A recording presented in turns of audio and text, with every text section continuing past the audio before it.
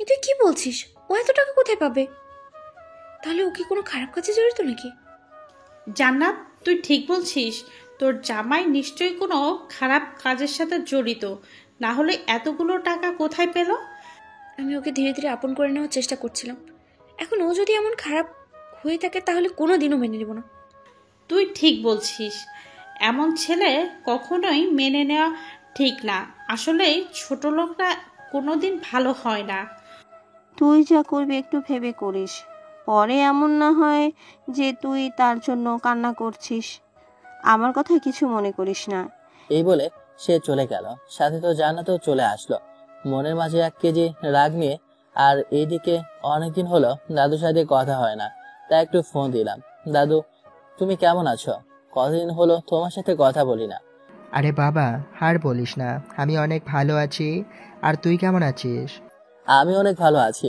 আর তোমার নাতনি কি আর আমাকে খারাপ রাখতে পারে বলো? শোন, আমার কাছে মিথ্যা বলে পার পাবে না। আমার নাতনি তোকে কেমন আগলে রাখে সেটা আমি জানি।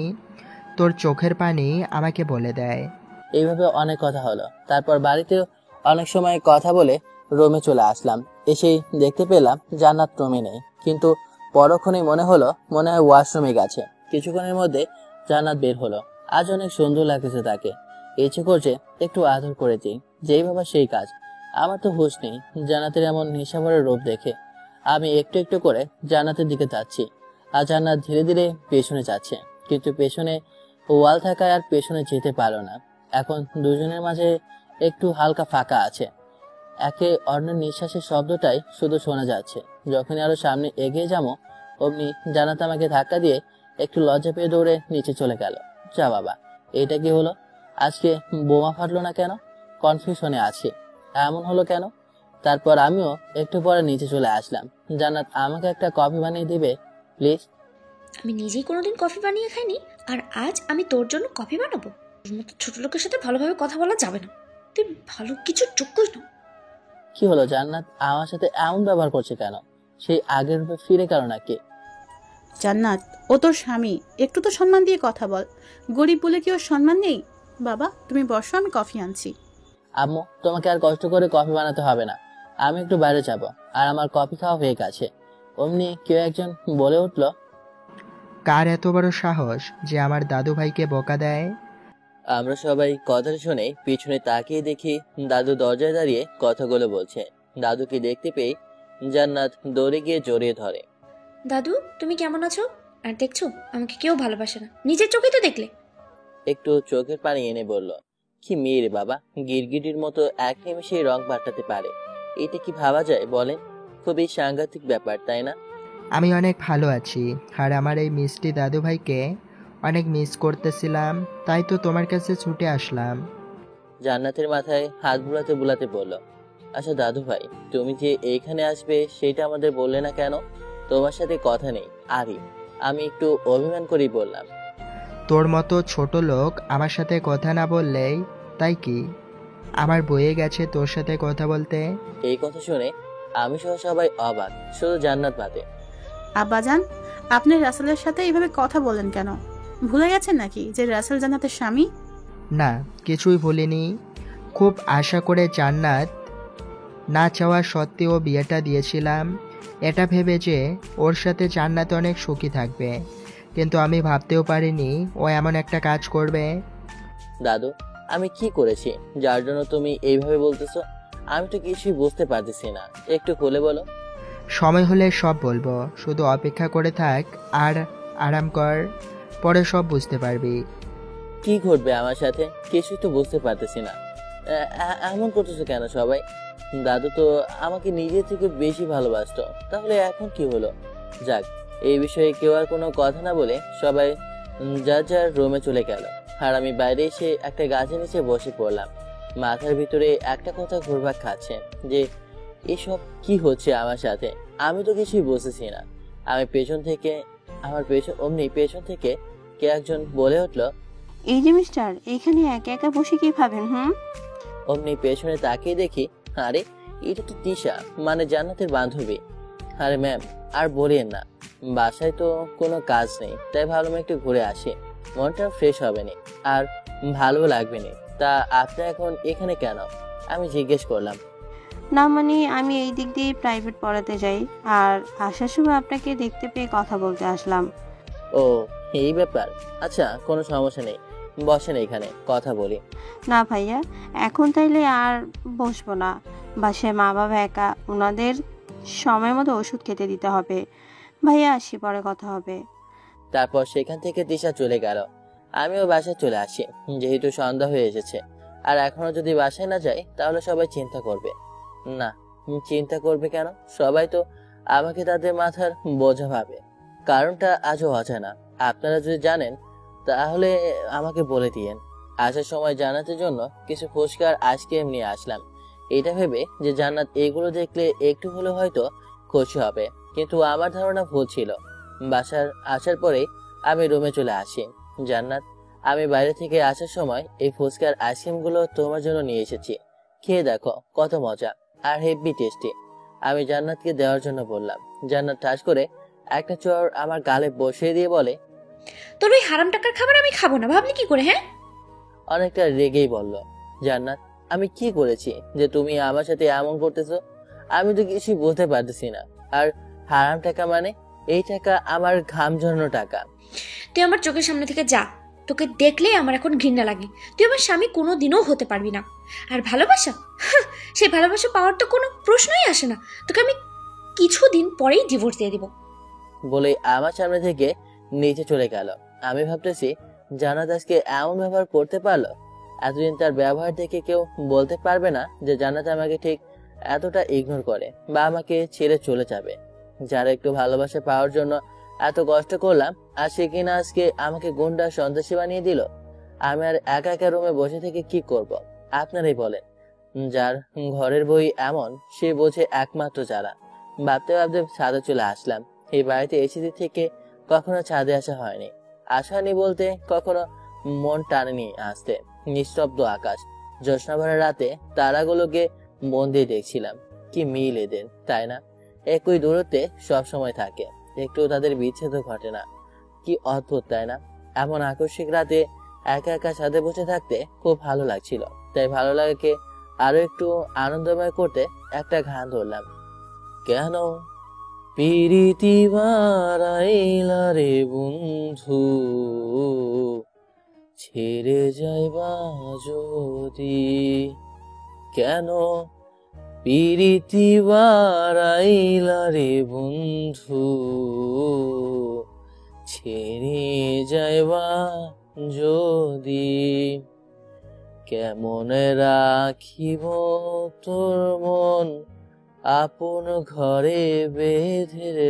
যেই না পরের লাইনটা গাইতে নিলাম, মনের আনন্দে অমনি পেছনে কোনো কিছু শব্দে আমার গান গাওয়ার 12টা বেজে গেল।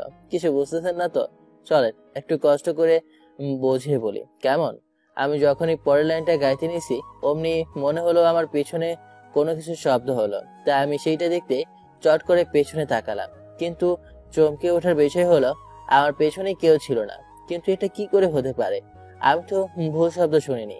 না বাবা, এখানে আর থাকবোই না। জিন বাবু যদি ঘাড় মটকে দিতে আসে।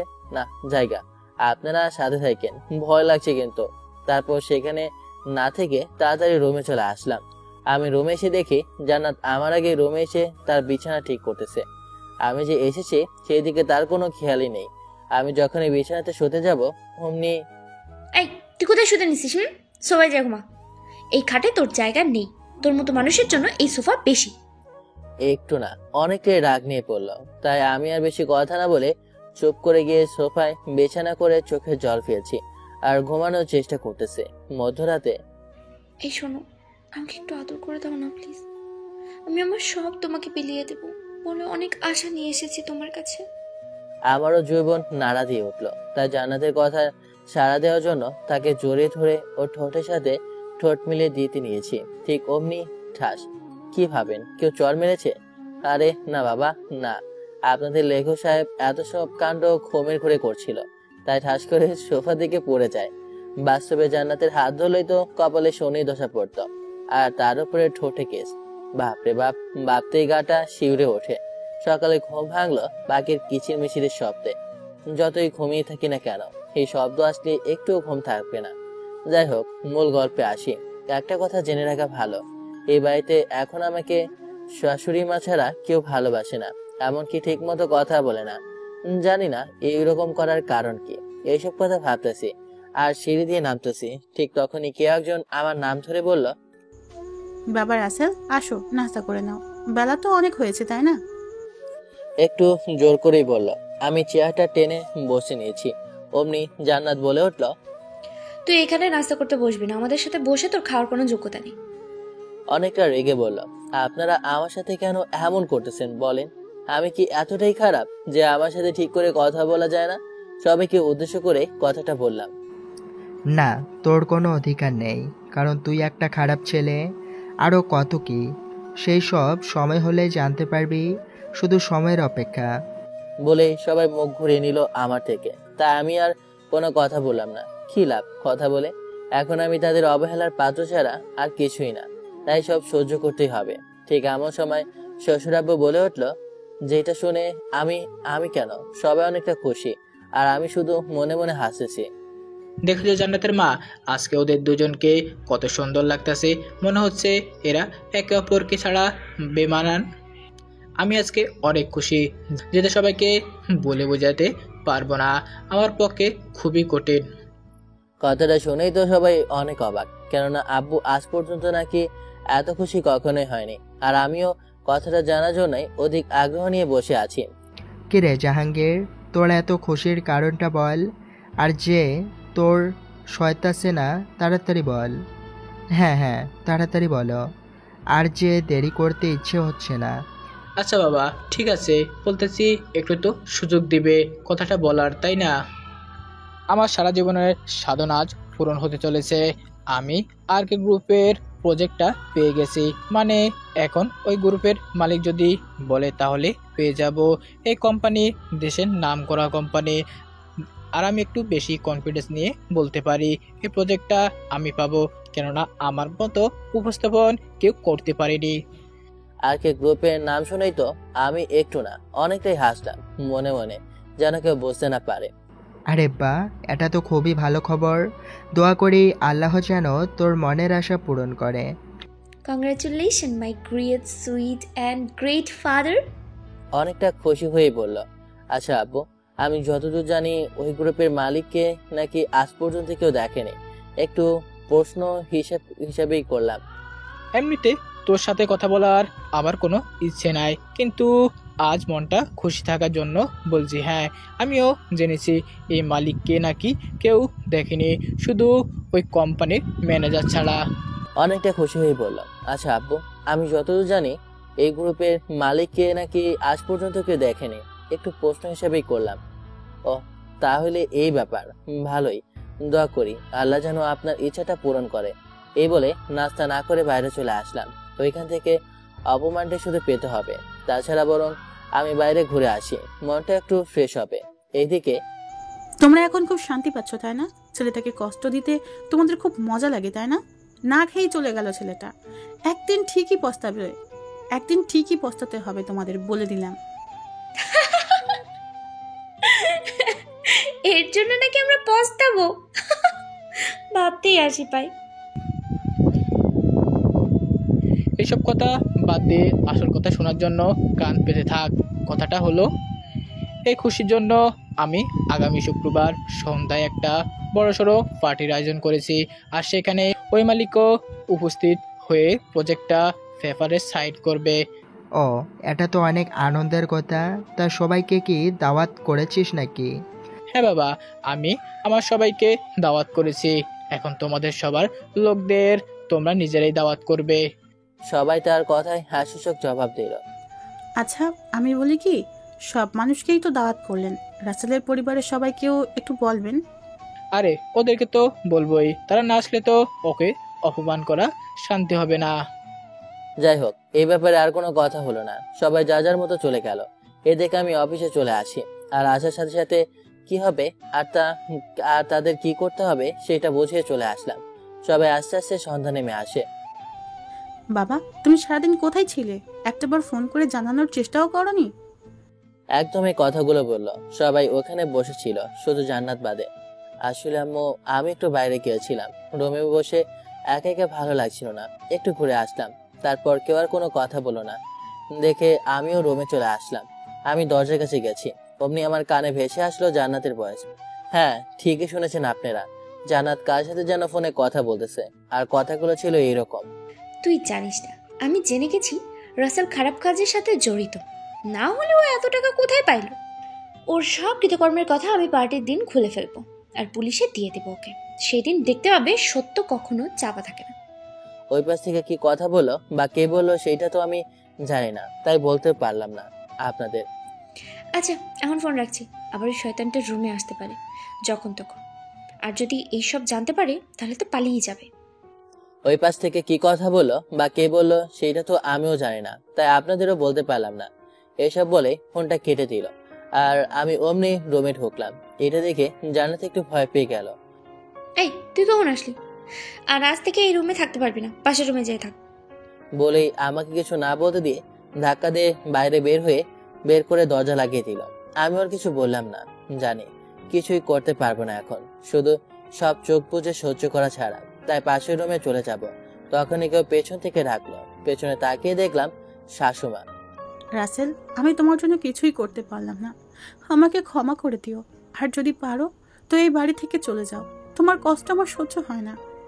কান্না করে বলল কথাগুলো। আরে আম্মু, তুমি কান্না করিও না, আমি চলে যাব, আর কয়েকটা দিন শুধু সহ্য করো। আমি চোখের পানি মুছে দিয়ে বললাম। আর এই দৃশ্য জান্নাতের চোখ এড়াতে পারলো না। আম্মুর সাথে কথা বলে রুমে চলে আসলাম আর ঘুমিয়ে পড়লাম। এইভাবে চলে গেল কয়েকটা দিন। আর 2 দিন পরে অনুষ্ঠান, সবাই আসতে শুরু করলো। আমি আমার বাড়ির লোকেদের আনার জন্য স্টেশনে বাস স্ট্যান্ডে চলে আসলাম। তাদের জন্য অপেক্ষা করতে থাকলাম। কিছু সময় পরে তারাও চলে আসলো। আসসালামু আলাইকুম আব্বু আম্মু, তোমরা সবাই কেমন আছো? আর আপু আর রুমা আসলো না? আসলে আমার 3 বোনের মধ্যে লক্ষ্য করলাম শুধু রিয়াই আইছে। ওয়ালাইকুম আসসালাম। আমরা সবাই অনেক ভালো আছি। আর তোর আপু আসতে পারেনি, আর বাড়ি খালি রেখে কেমনে আসি বল? তাই রুমাকে রেখে আইছি। তারপরে সব কথা বলে বাসায় চলে আসলাম। কিন্তু এ কি, এখন বাসা সবাই ভালো ব্যবহার করতেছে, আর জান্নাত শুধু আমার বাড়ির লোকের সাথেই না, আমার সাথেও। আম্মু আব্বু, তোমরা সবাই কেমন আছো? তাদের পায়ে সালাম করে বলল। বেঁচে থাকো মা, বেঁচে থাকো, দোয়া করি অনেক বড় হও। আপনাদের আসতে কোনো সমস্যা হয়নি তো রাস্তায়? না মা, আমাদের কোথায় কোনো সমস্যা হয় নাই, ভালোভাবেই এসেছি। এই জান্নাত, বিআইন বিআইকে কি দরজায় দাঁড়িয়ে কথা বলবি নাকি? তারপর সবাই অনেক কথা বলল। এইভাবে কেটে গেল একদিন। রাতে জান্নাতের রুমে আসলাম, কেননা আমার বাবা মা যদি বুঝতে পারে যে তার আমার সাথে খারাপ ব্যবহার করে, তাহলে তো বুঝতেই পেরেছেন ম্যাম। আমি জানি হয়তো আর আমার এই বাড়ির ভাত পেটে যাবে না, হয়তো আল্লাহ চায় না এটা। তা একটা কথা বলি, আমি যদি কখনো ভুল করে থাকি তাহলে ক্ষমা করে দিয়ে। কি ব্যাপার, সব জেনে গেছে নাকি এই ছোট লোকের বাচ্চা? এই, তুমি এসব কথা কেন বলতেছো? এটা তোমার শ্বশুর বাড়ি, তাহলে ভাত জুটবে না কেন? এই কথাটা বলতে কি তোমার বিবেকে বেঁধে আসলো না? কেন বললাম সেটা ভালো করে জানো তুমি। কথাগুলো বলার সময় দেখলাম জান্নাতের চোখেও পানি। তা আমি বাইরে আসতে নিব, অমনি জান্নাত হাতটা ধরে বলল, এই, তুমি কোথায় যাও? এখানে ঘুমিয়ে পড়ো। আমার না এই খাটে ঘুম ধরবে না বলেই হাতটা ছাড়িয়ে চলে আসলাম। সকালে ঘুম ভাঙলো আজানের শব্দে। ঘুম থেকে উঠে মসজিদে গিয়ে নামাজটা আদায় করে বাইরে কিছু সময় হেঁটে বাসায় চলে আসলাম। আজকে বাসাটা অনেক সুন্দর করে সাজানো হয়েছে, রাতে খেয়ালই করিনি, কিন্তু এখন ঠিকই উপলব্ধি করলাম। রাসেল, তুই এখনো সময় আছে, চলে যাই বাড়ি থেকে। আমি কিন্তু তোর কষ্ট দেখতে পারতেছি না। আমি তার চোখের পানি মুছে দিয়ে বললাম, চলে তো যাবই, কিন্তু তার আগে আমি এই অবহেলা শেষ দেখতে চাই। তোর যেটা ভালো মনে হয় তুই সেটা কর, আমার তাতে কি? বলেই ভেতরে চলে গেল। এই বাড়ির এই মাত্র মানুষ যে আমার হাজার বিপদের সাথে আছে এবং আমাকে নিজের মেয়ের থেকে বেশি বিশ্বাস করে, সাথে ভালোবাসা তো অপরন্ত আছেই, সেটা আর কি বলবো। তাই আমিও ভেতরে আসলাম। আর সবার মনটা অনেক খুশি, হয়তো আমাকে অপমান করেও পুলিশের হাতে সঁপে দেবে। তাই দেখতে দেখতে অনুষ্ঠানের সময় হয়ে এলো, মানে সন্ধ্যা ঘনিয়ে এলো। সব লোকের ভিড় যেন বাড়তেই চলেছে, সবাই অনেক আনন্দ করতেছে, কিন্তু আমার মনে আনন্দ নেই, কারণ এটাই যে শেষ দিন। আমার আর আমার জানাদের সাথে সবাই অনেক আনন্দ করতেছে, কিন্তু আমার মনে আনন্দ নেই, কারণ এটাই যে শেষ দিন আমার জানাদের সাথে। ভাবতেই অবাক লাগে, যাকে আপন করে পেতে এত কষ্ট সহ্য করলাম, আর সে বিপরীতে কি দিল আমাকে। তাই আবার বাসার সাথে চলে আসলাম। কি করব, আবার একটু ভালো লাগছে না ওইখানে দাঁড়িয়ে থাকতে। ছাদে গিয়ে এক কোনায় দাঁড়িয়ে আর মনে কথাগুলো ভাবতেছি, তখনই দেখলাম ছাদে জান্নাত এলো। তাকে দেখে মনে হচ্ছে আর সে অনেক কষ্টে আছে। যতই বাইরে খুশি থাকার চেষ্টা করুক না কেন, ভিতরটা তো কষ্টে ভরে আছে। তুমি এই সময় ছাদে দাঁড়িয়ে আকাশের দিকে তাকিয়ে আনমনে কি ভাবো, আমি কি একটু জানতে পারি? আমার কিছু ভালো লাগছিল না, তাই ছাদে এসে একটু মনটাকে সান্ত্বনা দিচ্ছি যে তোর হয়তো আজকেই শেষ দিন এই ছাদে আসা। আর আমি যা ভাবছি সেসব হয়তো আপনার অজানা না।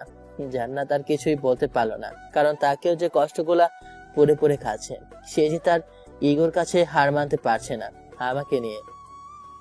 আচ্ছা চলো, নিচে সবাই অপেক্ষা করতেছে হয়তো। চলেন। সবাই যে অধীর আগ্রহে বসে আছে কিছু জানার জন্য বলে চলে আসলাম। এসে দেখতে পারলাম অনেক মানুষ যে যার মতো মজা করতেছে, কিন্তু এদিকে চোখ পড়তেই আমার মনটা খারাপ হয়ে যায়, কেননা সেখানে দাঁড়িয়ে ছিল কিছু সিভিল বেশি পুলিশ, যা আমার চোখ এড়াতে পারেনি, কারণ এই পুলিশগুলাকে আমি ভালো করে চিনি। আজকে তাহলে এইসব আমার সাথে ঘটবে, দেখতে থাকি শেষ পর্যন্ত কি হয়। কথাই আছে না, শেষ ভালো যার সব ভালো তার। আমি দাঁড়িয়ে দাঁড়িয়ে এইসব কথা ভাবতেছিলাম, ঠিক তখনই তিশা আপু এসে আমার পাশে দাঁড়িয়ে বলল, হাই ভাইয়া, কেমন আছেন? আর মন খারাপ করে মুখটা বাংলার প্যাচের মতো করে রাখছেন কেন? না মানে আপু, আমার ভালো লাগছিল না, তাই এখানে দাঁড়িয়ে সব দেখতেছিলাম। আর আমি ভালো আছি। তা কখন আসলেন? এই তো একটু আগে আসলাম। আসতে চাইনি, কিন্তু আপনার বউ মানে জান্নাত খুব জোর করে আনলো, আর বললো এখানে নাকি আজকে অনেক কিছু জানা যাবে। ও তাই বলেন?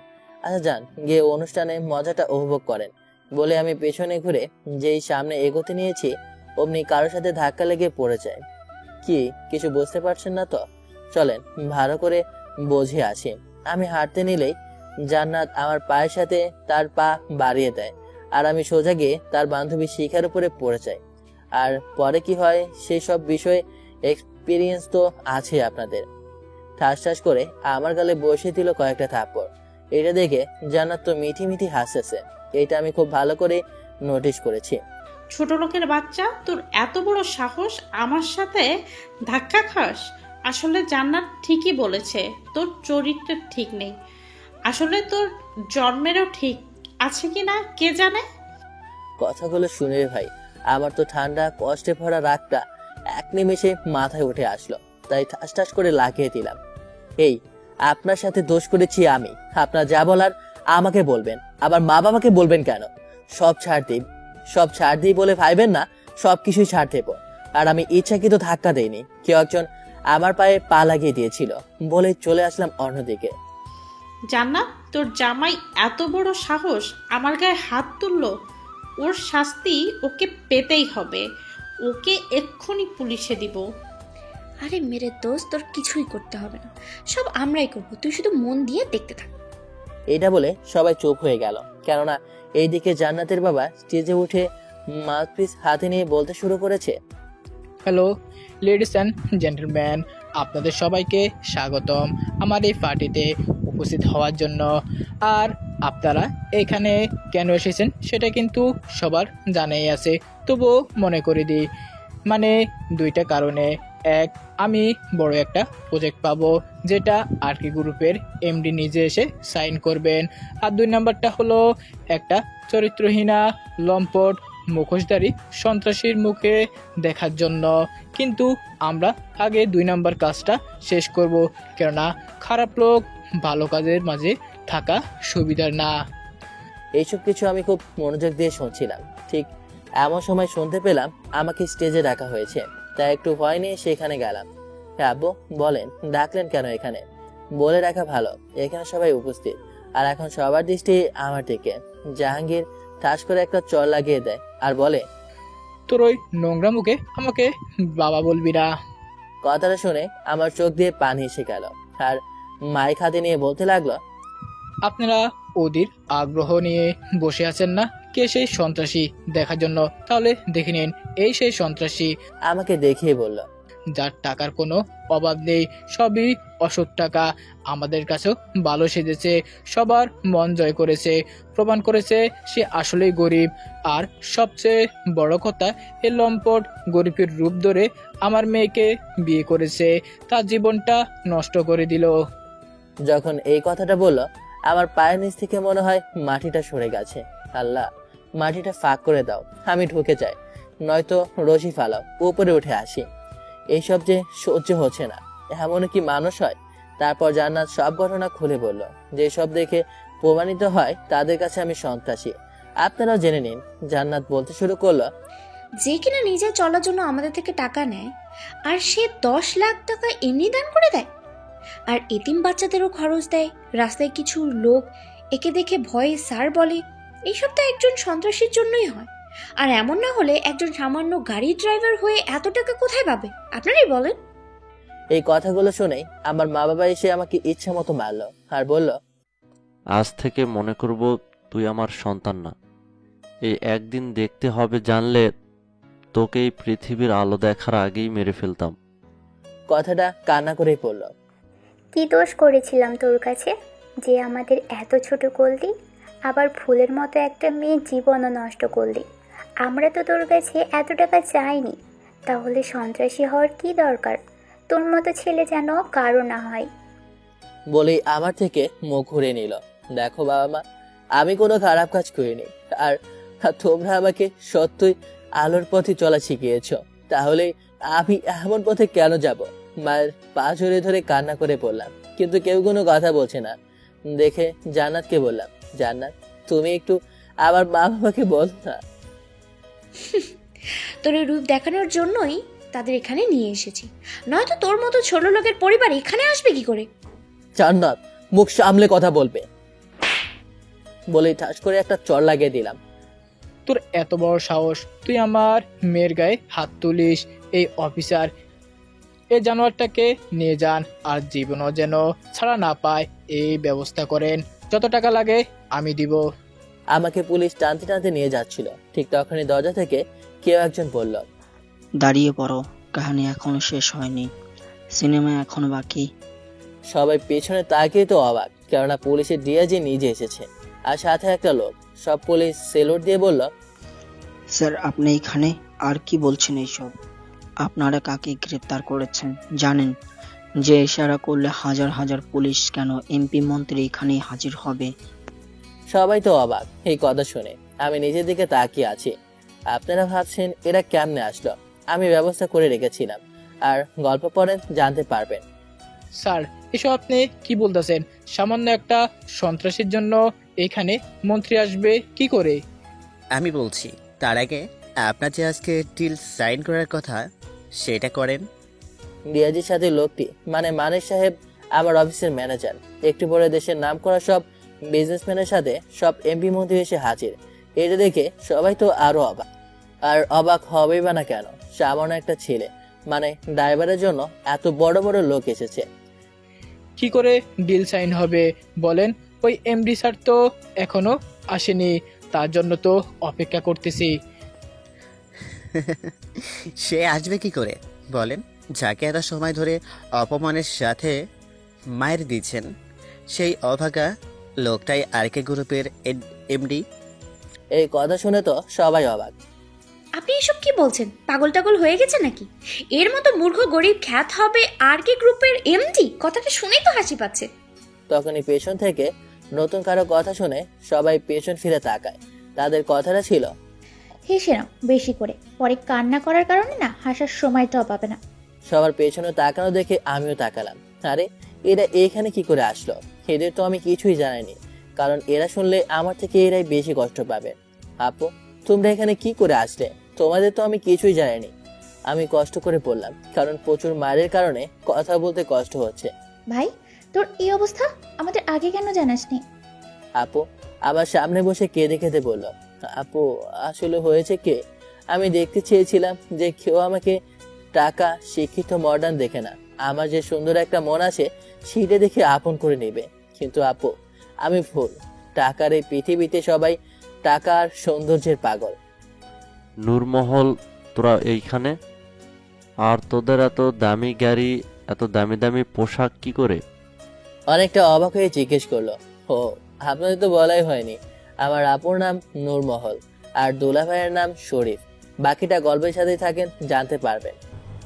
আসলে বাবা, আমরা রাসেলের চট্টগ্রামে অফিস দেখাশোনা করি, আর বলতে গেলে সব কিছুই আমি দেখাশোনা করি। আপনারা জানতে পারেন বা গ্রামে গেলেও গড়ি হয়ে গেছি, কারণ রাসেল চাই তোর টাকা পয়সা না থাকা মানুষের কেমন সম্মান। বাবা, আমরা ভাইয়ের বিয়েতে আসতে পারিনি কারণ আমরা আমেরিকা ছিলাম, আর বিয়েটাও হঠাৎ করে হয়েছে। দেখেছো আমার আদরের ভাইটা কতটা কষ্টে আছে, তবুও আমাকে জানায়নি।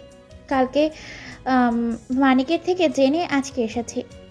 সবাই তো অবাকের চরম পর্যায়ে আছে, শুধু ভাবছে এই ছেলে এত বড় লোক, অথচ কেউ জানেও না কতটা কষ্ট সহ্য করলো, তবুও বলেনি। এসব ভাবতেছে সবাই। এমন সময় পেছন থেকে কেউ একজন বলে উঠল, আর সেই লোকটাকে দেখে তো জান্নাতের পুরো পরিবার অবাক। হঠাৎ সবার মাঝখান থেকে দাদু বলে উঠল, এত সময় ধরে চুপ করে থেকে সবার করণীয় দেখলাম, যেটা ছিল আমার নাচ জামাইকে কষ্ট দেওয়া। কম কষ্ট তাকে তোমরা দাও নাই। পুই পুই করে হিসাব রাখছি আমি।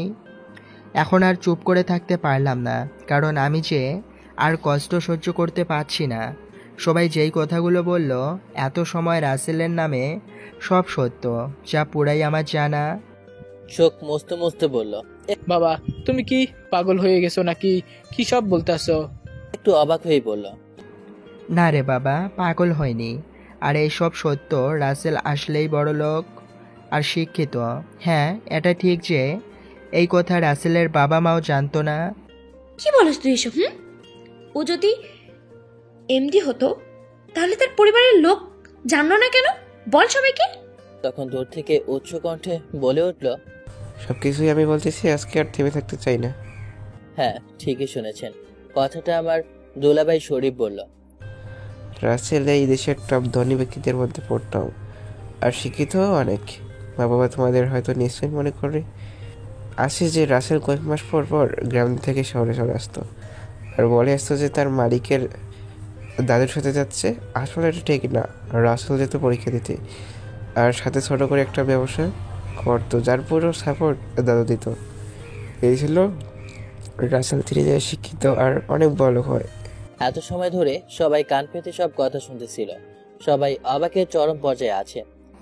জান্নাত, তোর হয়তো একটা প্রশ্ন থাকতে পারে যে তুই রাসেলের সব কিছু আমাকে বলার পরে আমি এত খারাপ ব্যবহার করলাম, তাহলে এখন এইসব কেন বলছই? হ্যাঁ দাদু বলো, আমি তো এই কথা জানার জন্য ব্যাকুল হয়ে আছি যে তোমার এমন পরিবর্তন কেমনে হলো। শোন তাহলে, তুই যেদিন আমাকে ফোন করে সব কিছু খুলে বললি, সেই দিনও রাসেল আমাকে এইসব অ্যাক্টিং করতে বলে। আর আমি কি নাচ জামাইয়ের কথা ফেলতে পারি বল? সেসব না হয় বুঝলাম, কিন্তু আমি তো চাইছিলাম যে আমার মেয়েকে গ্রামের একটা গরিব অশিক্ষিত ছেলের সাথে বিয়ে দিতে। তাহলে তুমি রাসেলের সম্পর্কে সবকিছু জেনেও জান্নাতের সাথে বিয়ে কেন দিলে? একটু আগ্রহ নিয়ে বলল, কারণ আমি ছোট থেকে চাইতাম রাসেলকে আমার দাদু ভাইয়ের জামাই করতে, তাই সুযোগ হাতছাড়া করিনি। আর জান্নাত একটা ভাগ্যবতী নারী, যার জন্য রাসেলের মতো এত সুন্দর মনের একটা স্বামী পেয়েছে। বাবা রাসেল, তুই আমাদের ক্ষমা করে দে। না বুঝে এত কথা শুনে তোকে কতটা আঘাত করেছে। তুই ক্ষমা না করলে যে আল্লাহও ক্ষমা করবে না।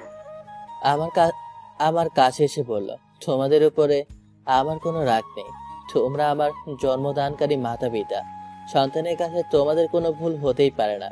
আর তোমরা যা করেছো সেইটা তো বাবা মা তার সন্তানকে শাসন করতে হবে, আর তোমরা যা করেছো সেটা তো বাবা মা তার সন্তানকে শাসন করতে করে। তাই কান্না করবে না। আমি তাদের চোখের পানি মুছে দিয়ে বললাম। এভাবে সবাই আমার কাছ থেকে ক্ষমা চেয়ে নিল। কি করবো বলেন? আল্লাহ নিজেই বলেছেন, তোমরা এক অপরকে ক্ষমা করো, আমি তোমাদেরও ক্ষমা করব। কেননা ক্ষমা একটা মহৎ কাজ। আপনারা হয়তো ভাবতেছেন সবাইকে এত সহজে ক্ষমা করে দিলাম এত কিছু করার পরেও, তাহলে ভুল আপনারা। কারণ সবাইকে ক্ষমা করলেও জান্নাতকে ক্ষমা করব না। আপনারা হয়তো এটাও ভাবতেছেন যে সবাই ক্ষমা চেয়েছে যার যার জন্য, আমি তাদের ক্ষমা করে দিয়েছি। তাহলে কি জান্নাত ক্ষমা চায়নি? সেটা কিন্তু না, জান্নাত তো ক্ষমা চেয়েছে। চলেন একটু শুনে আসি। আমাকে তুমি ক্ষমা করে দাও। আমি তোমার সাথে অনেক অন্যায় করেছি, যা ক্ষমার অযোগ্য। আমি আমার ভুল বুঝতে পেরেছি। আমার সামনে কেঁদে কেঁদে বলল, ক্ষমা করব? তাও আর আপনাকে? কি মনে করেছেন মিস জান্নাত চৌধুরী আমি খেলার পুতুল, যেমনি ইচ্ছা তেমনি নাচাবেন? এটা হবে না। ক্ষমা আপনাকে কখনোই করব না। আর হ্যাঁ, আপনি কি বলতেছিলেন? ও, একটা এতিম বাচ্চাকে সাহায্য করেছি, তার জন্য আমি সন্ত্রাসী? এক অসহায় মেয়ের মা বাবাকে সাহায্য করেছি, আপনাদের মতো ধনী বান্ধবী থাকতো, তাই আমার খারাপ কাজের টাকা। হ্যাঁ, এর জন্য যদি আমাকে খারাপ মনে হয় তো আমি খারাপ। আর মিস জান্নাত চৌধুরী, আপনি বিয়ের রাতেই আমার থেকে একটা জিনিস চেয়েছিলেন, মনে আছে? কি সেই জিনিস? মনে নেই? আর না থাকেই ভালো, কিন্তু আমার আছে। সেটা হলো ডিভোর্স। সবাই তো আমার কথা শুনে অবাক। এই রাসেল, কি বলছিস এইসব ডিভোর্সের কথা? মানুষ মাত্রই তো ভুল করে। জান্নাত না হয় একটু বেশি করেছে, তার জন্য ডিভোর্স দিবি? হ্যাঁ দাদু, কারণ সে যে আমার কাছে ডিভোর্স চেয়েছে। আমাদের বিয়ে তো 3 মাস হলো, তাই 6 মাসের আগে তো ডিভোর্স হয় না। 6 মাস শেষ হলেই আপনার ডিভোর্স আপনি পেয়ে যাবেন। তারপরে আর এই গরিব খ্যাত অশিক্ষিত ছেলেকে স্বামী মানতে হবে না। এটা বলেই আমি সবার কাছে ক্ষমা চেয়ে নিলাম। আর বাবা মাকে বলে আসলাম যে তারা যেন আমার বাসাতে চলে আসে, দুলাভাইকে সাথে নিয়ে। আমার ভালো লাগতেছে না এখানে। কিন্তু যখনই চলে আসে যাব, তখনই শাশুমা বলে উঠল, রাসেল, এইভাবে চলে যেও না প্লিজ, আমার মেয়েটাকে একা রেখে। আম্মু, কান্না করো না। তোমার কান্না আমার সহ্য হয় না। এই বাড়িতে একমাত্র তুমি সবসময় আমার সাথে ছিলা, তার জন্য তোমাকে ধন্যবাদ দিয়ে ছোট করবো না। আর মাফ করে দিও, তোমার কথাটা আমি রাখতে পারলাম না। বলেই পুলিশ সহ সবাই আমার সাথে চলে আসলো। খুব কষ্ট হচ্ছে সবাইকে ছেড়ে আসতে।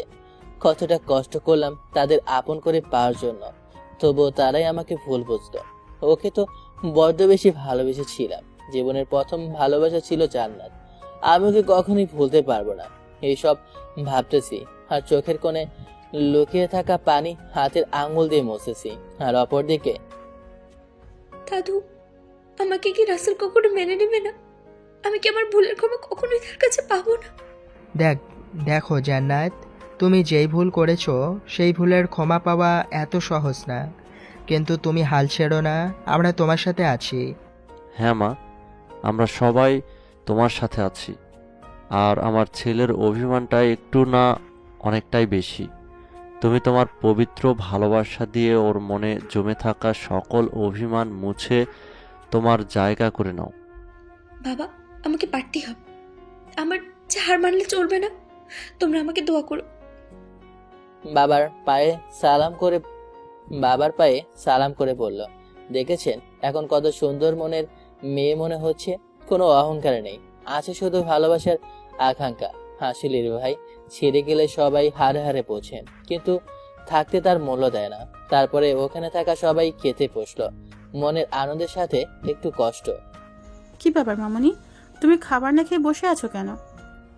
আসলে সবাই খেতে বসেছে, আর জান্নাত বসে নাই, দাঁড়িয়ে আছে। তাই আম্মু বলল, আম্মু, আমার খিদে নেই, আমি খাবো না, তোমরা খেয়ে নাও। সেটা কি করে হয়? আয়, আমি তোকে নিজের হাতে খাইয়ে দিচ্ছি। তখন জান্নাত আর না করতে পারলো না, খেয়ে নিল। এইভাবে সবাই খাওয়া শেষ করে যার যার মতো চলে আসলো। বাবা মা বোনদেরকে নিয়ে দুলাভাই আমার বাসায় আসে, কিন্তু এসে দেখতে পায় আমি ভেতরে নেই। তাই শরীফ বাড়ির কোথাও তো রাসেলকে তো দেখতে পারতেছি না, কোথায় ও? হ্যাঁ, আমার ছেলে কোথায়? আপনার কান্না করেন না, আমি দেখছি ফোন করেছে। রাসেল এখন কোথায় আছে বলে আমাকে ফোন দিল। এদিকে আমি ছাদে বসে আকাশের দিকে তাকিয়ে ভাবতেছি আজকের দিনে কি ঘটে গেল আমার সাথে। তখনই মনে হলো ভূমিকম্প তৈরি হচ্ছে। তাই ভূমিকম্পের উৎস খুঁজতেই বুঝতে পারলাম আমার ফোন থেকে ভূমিকম্পের সৃষ্টি। তাই কলটা রিসিভ করলাম। হ্যালো দুলাভাই, বলেন। একটু কষ্ট করে নরম সুরে পড়লাম, রাসেল তুমি কোথায়? বাড়িতে এসে তোমাকে দেখছি না দেখে মা বাবা কান্না করতেছে। একদমই কথাগুলো বলল। আরে আমি এত দুর্বল না যে এত কম ঝড়েই ভেঙে যাব। কেউ না জানলেও আমার সম্পর্কে আপনি তো সবকিছু জানেন আমি কেমন। আর চিন্তা করেন না, আমি ছাদে বসে আছি। বলে ফোনটা কেটে আবার হারিয়ে গেলাম ভাবনার জগতে। আমার এই কথাটা শুনে তারা মনে হয় হাঁপ ছিঁড়ে বাঁচলো। ওগো শুনছো, ভাই আমার সে কখন থেকে না খেয়ে আছে। ওর জন্য খাওয়ার ব্যবস্থা করো। আর ওর মুখে রক্ত মনে হয় এখনো আছে। আরে এত চিন্তার কিছু নেই, খবর সব রেডি আছে, কারণ এই বাড়িতে কাজের লোকের অভাব নেই। তুমি বরং তোমার ভাইকে নিচে নিয়ে আসো। আচ্ছা ঠিক আছে, তুমি কাজের লোকদের বলো খাবার রেডি করতে, আমি ভাইকে নিয়ে আসি। বলে ছাদে চলে আসে। এই যে আমার ভাইটা এখানে একা একা বসে কি করছে শুনি একটু। পেছন থেকে আমাকে উদ্দেশ্য করে বলল, আরে আপু তুমি কখন আসলে ওই বাসা থেকে? আরে বলো না, একা একা ভালো লাগছিল না, তাই এখানে বসে আছি। চোখের পানি ঢেকে রাখার মিছার চেষ্টা করে বললাম। ভাইরে শোন, এই পৃথিবীতে না মা বাবা আর বড় ভাই বোনদের চোখের ফাঁকি দিতে পারে না। তুই যতই মিথ্যে বলার চেষ্টা করস না কেন, চোখের পানি ঢাকার চেষ্টা কর, তবু আমার চোখ এড়াতে পারবি না। আসলেই ভাই বোনের ভালোবাসা এইরকমই হয়। ছোট ভাইয়ের কিছু হলে বড় বোনেরা ঠিকই বুঝে যায়। এই পৃথিবীতে যার ভাই বোন নেই সেই বুঝে এই ভালোবাসার অর্থ। আসলে আপু ঠিক তা কিন্তু না, ডাহা মিশা কথা কইলাম। থাক, আর শাক দিয়ে মাছ ঢাকতে হবে না। আমি জানি তুই জানাতে জন্য কান্না করছিস, তাই তো? বড্ড বেশি ভালোবাসিস, তাই না? আপু আমি সত্যি জান্নাতকে খুব বেশি ভালোবাসি, বলতে পারো আমার জীবনের থেকেও বেশি। আপুকে জড়িয়ে ধরে কান্না করে বললাম, তুই আসলেই পাগল একটা। সবকিছু ঠিক হয়ে যাবে। চল এখন ফ্রেশ হয়ে কিছু খেয়ে নিবি। আমিও আপুর কথা মানা করতে পারলাম না। নিচে আসলে আপু আমাকে নিচে রাতে খাইয়ে দিল। পরে সবার থেকে বিদায় নিয়ে রুমে এসে শুয়ে পড়লাম। কিন্তু আজকে যে ঘুম পড়ে কিছুতেই আমার কাছে আসেছে না। মনটাতে শুধু জান্নাতের চিন্তায় ডুবে আছে। অবশ্যই ঘুম পড়ি না আসে পারলই না, ঘুমের রাজে হারিয়ে গেলাম। বেশি রাত করে ঘুমানোর কারণে আজকে ঘুমটাও একটু দেরিতেই ভাঙে, যার জন্য চোখটা মেলে তাকাতেই পারছিলাম না। এদিকে আমি অনুভব করতে পারতেছি কেউ একজন আমাকে জড়িয়ে ধরে আমার উপর শুয়ে আছে, কিন্তু চোখ মিলে দেখতে পাচ্ছি না ঘুমের কারণে। অবশেষে কষ্ট করে চোখটা আস্তে আস্তে খুলেই সামনে তাকিয়ে তো আমি অবাক। আর অবাক হবেই বা না কেন বলেন? জান্নাত যে আমার বুকের উপরে শুয়ে আমার মুখের দিকে তাকিয়ে আছে। একটু হলেও খুশি খুশি লাগতেছে, আবার প্রচন্ড রাগও হচ্ছে জান্নাতের ওপরে। তাই খুশিটাকে কবর দিয়ে রাগটাকে চিন্তা করলাম। এই আপনি আমার বাড়িতে কেন? আবার সোজা আমার রুমে ঢুকেছেন, তাও আবার আমার বুকের উপরে শুয়ে আছেন। আপনার সাহস কি করে হয়, হ্যাঁ? বলেই ঠাস ঠাস করে লাগিয়ে দিলাম কয়েকটা। আমারই কষ্ট হচ্ছে, কি করবো বলেন?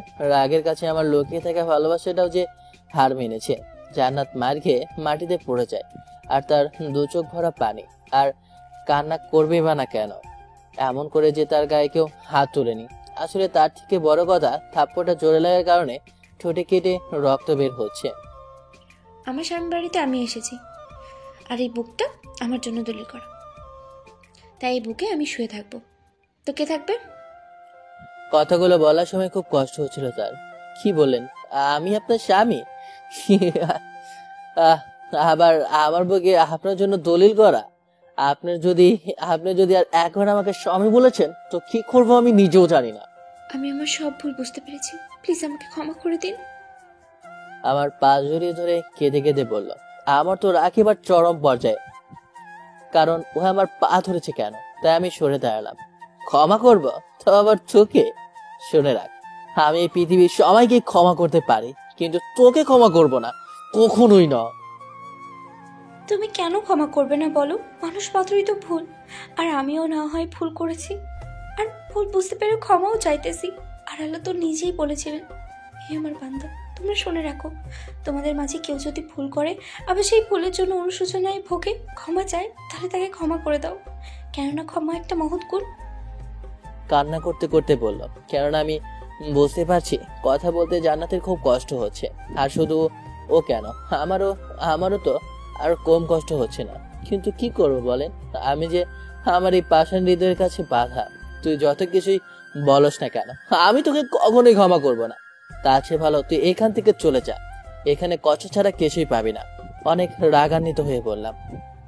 তুমি ক্ষমা করো আর না করো, আমি এই বাড়ি ছেড়ে কোথাও যাব না। তোমার কষ্ট সহ্য করতে না পেরে যদি আমার মরণ হয়, তবুও তোমার মায়ের খেয়ে তোমার বুকে মাথা রেখেই মরবো। কথাটা ভয়ে ভয়ে বলল, আমার এরকম ভয়ঙ্কর রাগ দেখে। তোর এইসব কথা আগে কোথায় ছিল? নাকি আমি বড় লোক সেটা জানতে পেরে আমাকে ছাড়তে মন চাচ্ছে না? আমি তোমার ধন দেখে ভালোবাসিনি, আমি তোমার সুন্দর মন দেখে ভালোবেসেছি। আমার কিছুই চাই না, শুধু তুমি পাশে থাকলেই হবে। এই, তোর কথা আমার শুনতে ইচ্ছে করছে না, চলে যা এখান থেকে। কথাটা এত জোরেই বলেছি যে নিচ থেকে সবাই দৌড়ে আবার রুমে চলে আসে। এই রাসেল, তোর কি হয়েছে? এত জোরে চিৎকার করলি কেন? দৌড়ে আসার কারণে হাবাতে হাবাতে বলল, মা, এই মেয়ে এখানে কেন? আর আমার রুমে আসার পারমিশন ওকে কে দিয়েছে? অনেকটা রেগেই বললাম। দেখ ভাই, মেয়েটা তার ভুল বুঝতে পেরেছে, আর কাল থেকে কিচ্ছু খায় না, সকাল হওয়ার আগে দৌড়ে চলে এসেছে। আমি ওকে কখনোই ক্ষমা করব না, যেইভাবে এসেছে সেইভাবে চলে যেতে বলো। দেখো বাবা, জান্নাত কিন্তু আইন অনুযায়ী এখনো আমাদের বাড়ির বউ। ওর পুরো অধিকার আছে তোর উপরে, এই বাড়ির উপরে। রেখে কথাটা বললো। 3টা মাস দিনের পর দিন অত্যাচারিত হয়েছে শুধুমাত্র তার ওই কঠিন মনে একটু ভালোবাসা পাওয়ার জন্য। সেই দিন কোথায় ছিল তার এই বউ বলা অধিকার? আর হ্যাঁ, আমি মানছি আইন অনুযায়ী সে এখন আমার বউ, কিন্তু আমি ওকে মানতে পারবো না। 3 মাস পর ওর বাড়িতে ডিভোর্স লেটার পাঠিয়ে দেব, চলে যেতে বলো। শোন, আইন অনুযায়ী ডিভোর্স হওয়ার আগ পর্যন্ত জান্নাত আমাদের বাড়িতে থাকতে পারে, এটা তুই আটকাতে পারিস না। তোমাদের যেমন চাই সেইটা করো গা, যাও, আমি গেলাম। বলেই কোনো কথা না বলে, কোনো কথা সুযোগ না দিয়ে গাড়ি নিয়ে সোজা একটা নির্জন জায়গায় চলে আসলাম। জানি ওখানে আমি যত যাই বলি না কেন কোনো লাভ হবে না, কারণ সবাই এখন জান্নাতের দলে আর আমি শুধু একা।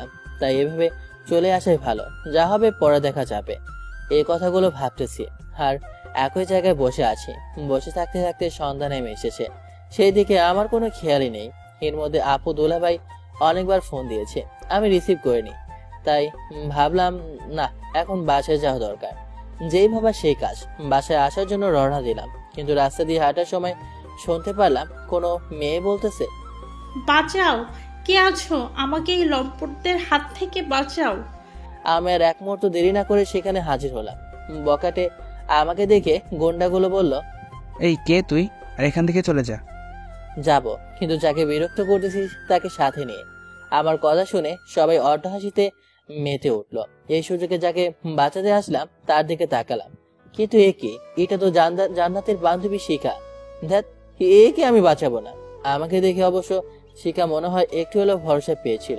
এই যে ভাই, আমি দুঃখিত আপনাদের বিরক্ত করলাম, আপনাদের যা মন চায় এই মেয়ের সাথে করে, আমি গেলাম। আমার কথাটা শুনে গুন্ডাগুলো খুশি হলো, শিখার মনটা ছোট হয়ে গেল। ধন্যবাদ তোমাকে ভাই। এই কথাটা বলে সবাই শিখার দিকে এগোতে লাগলো। আর আমি কিছু দূর যাওয়ার পরে মনে হলো আমি একটা অসহায় মেয়েকে না বাঁচিয়ে এভাবে পুরুষের মতো চলে যাচ্ছি। এটা কি ঠিক? হোক না সে আমার শত্রু, তারপরেও তার ইজ্জত রক্ষা করা আমার দায়িত্ব। আজ এই মেয়ে না হয়ে যদি আমার বোন হতো, আমি কি পারতাম চলে যেতে? তাই আবার ফিরে আসলাম। এই যে ভাই, আবার একটা কথা মনে পড়ে গেল, তাই বলতে আসলাম। আমি সব গুন্ডাকে উদ্দেশ্য করে বললাম। আমার বয়স শুনে শিখার মুখে হাসি ফুটে উঠলো। এই তুই আবার কেন এসেছিস? মরতে এসেছিস নাকি? আরে না, আমি তো এসেছি আমার বোনকে বাঁচাতে। আর আমি মরবো না, মরবি তো তোরা, বলে ওরা ধরা মায় শুরু করে দিলাম সব করে রে।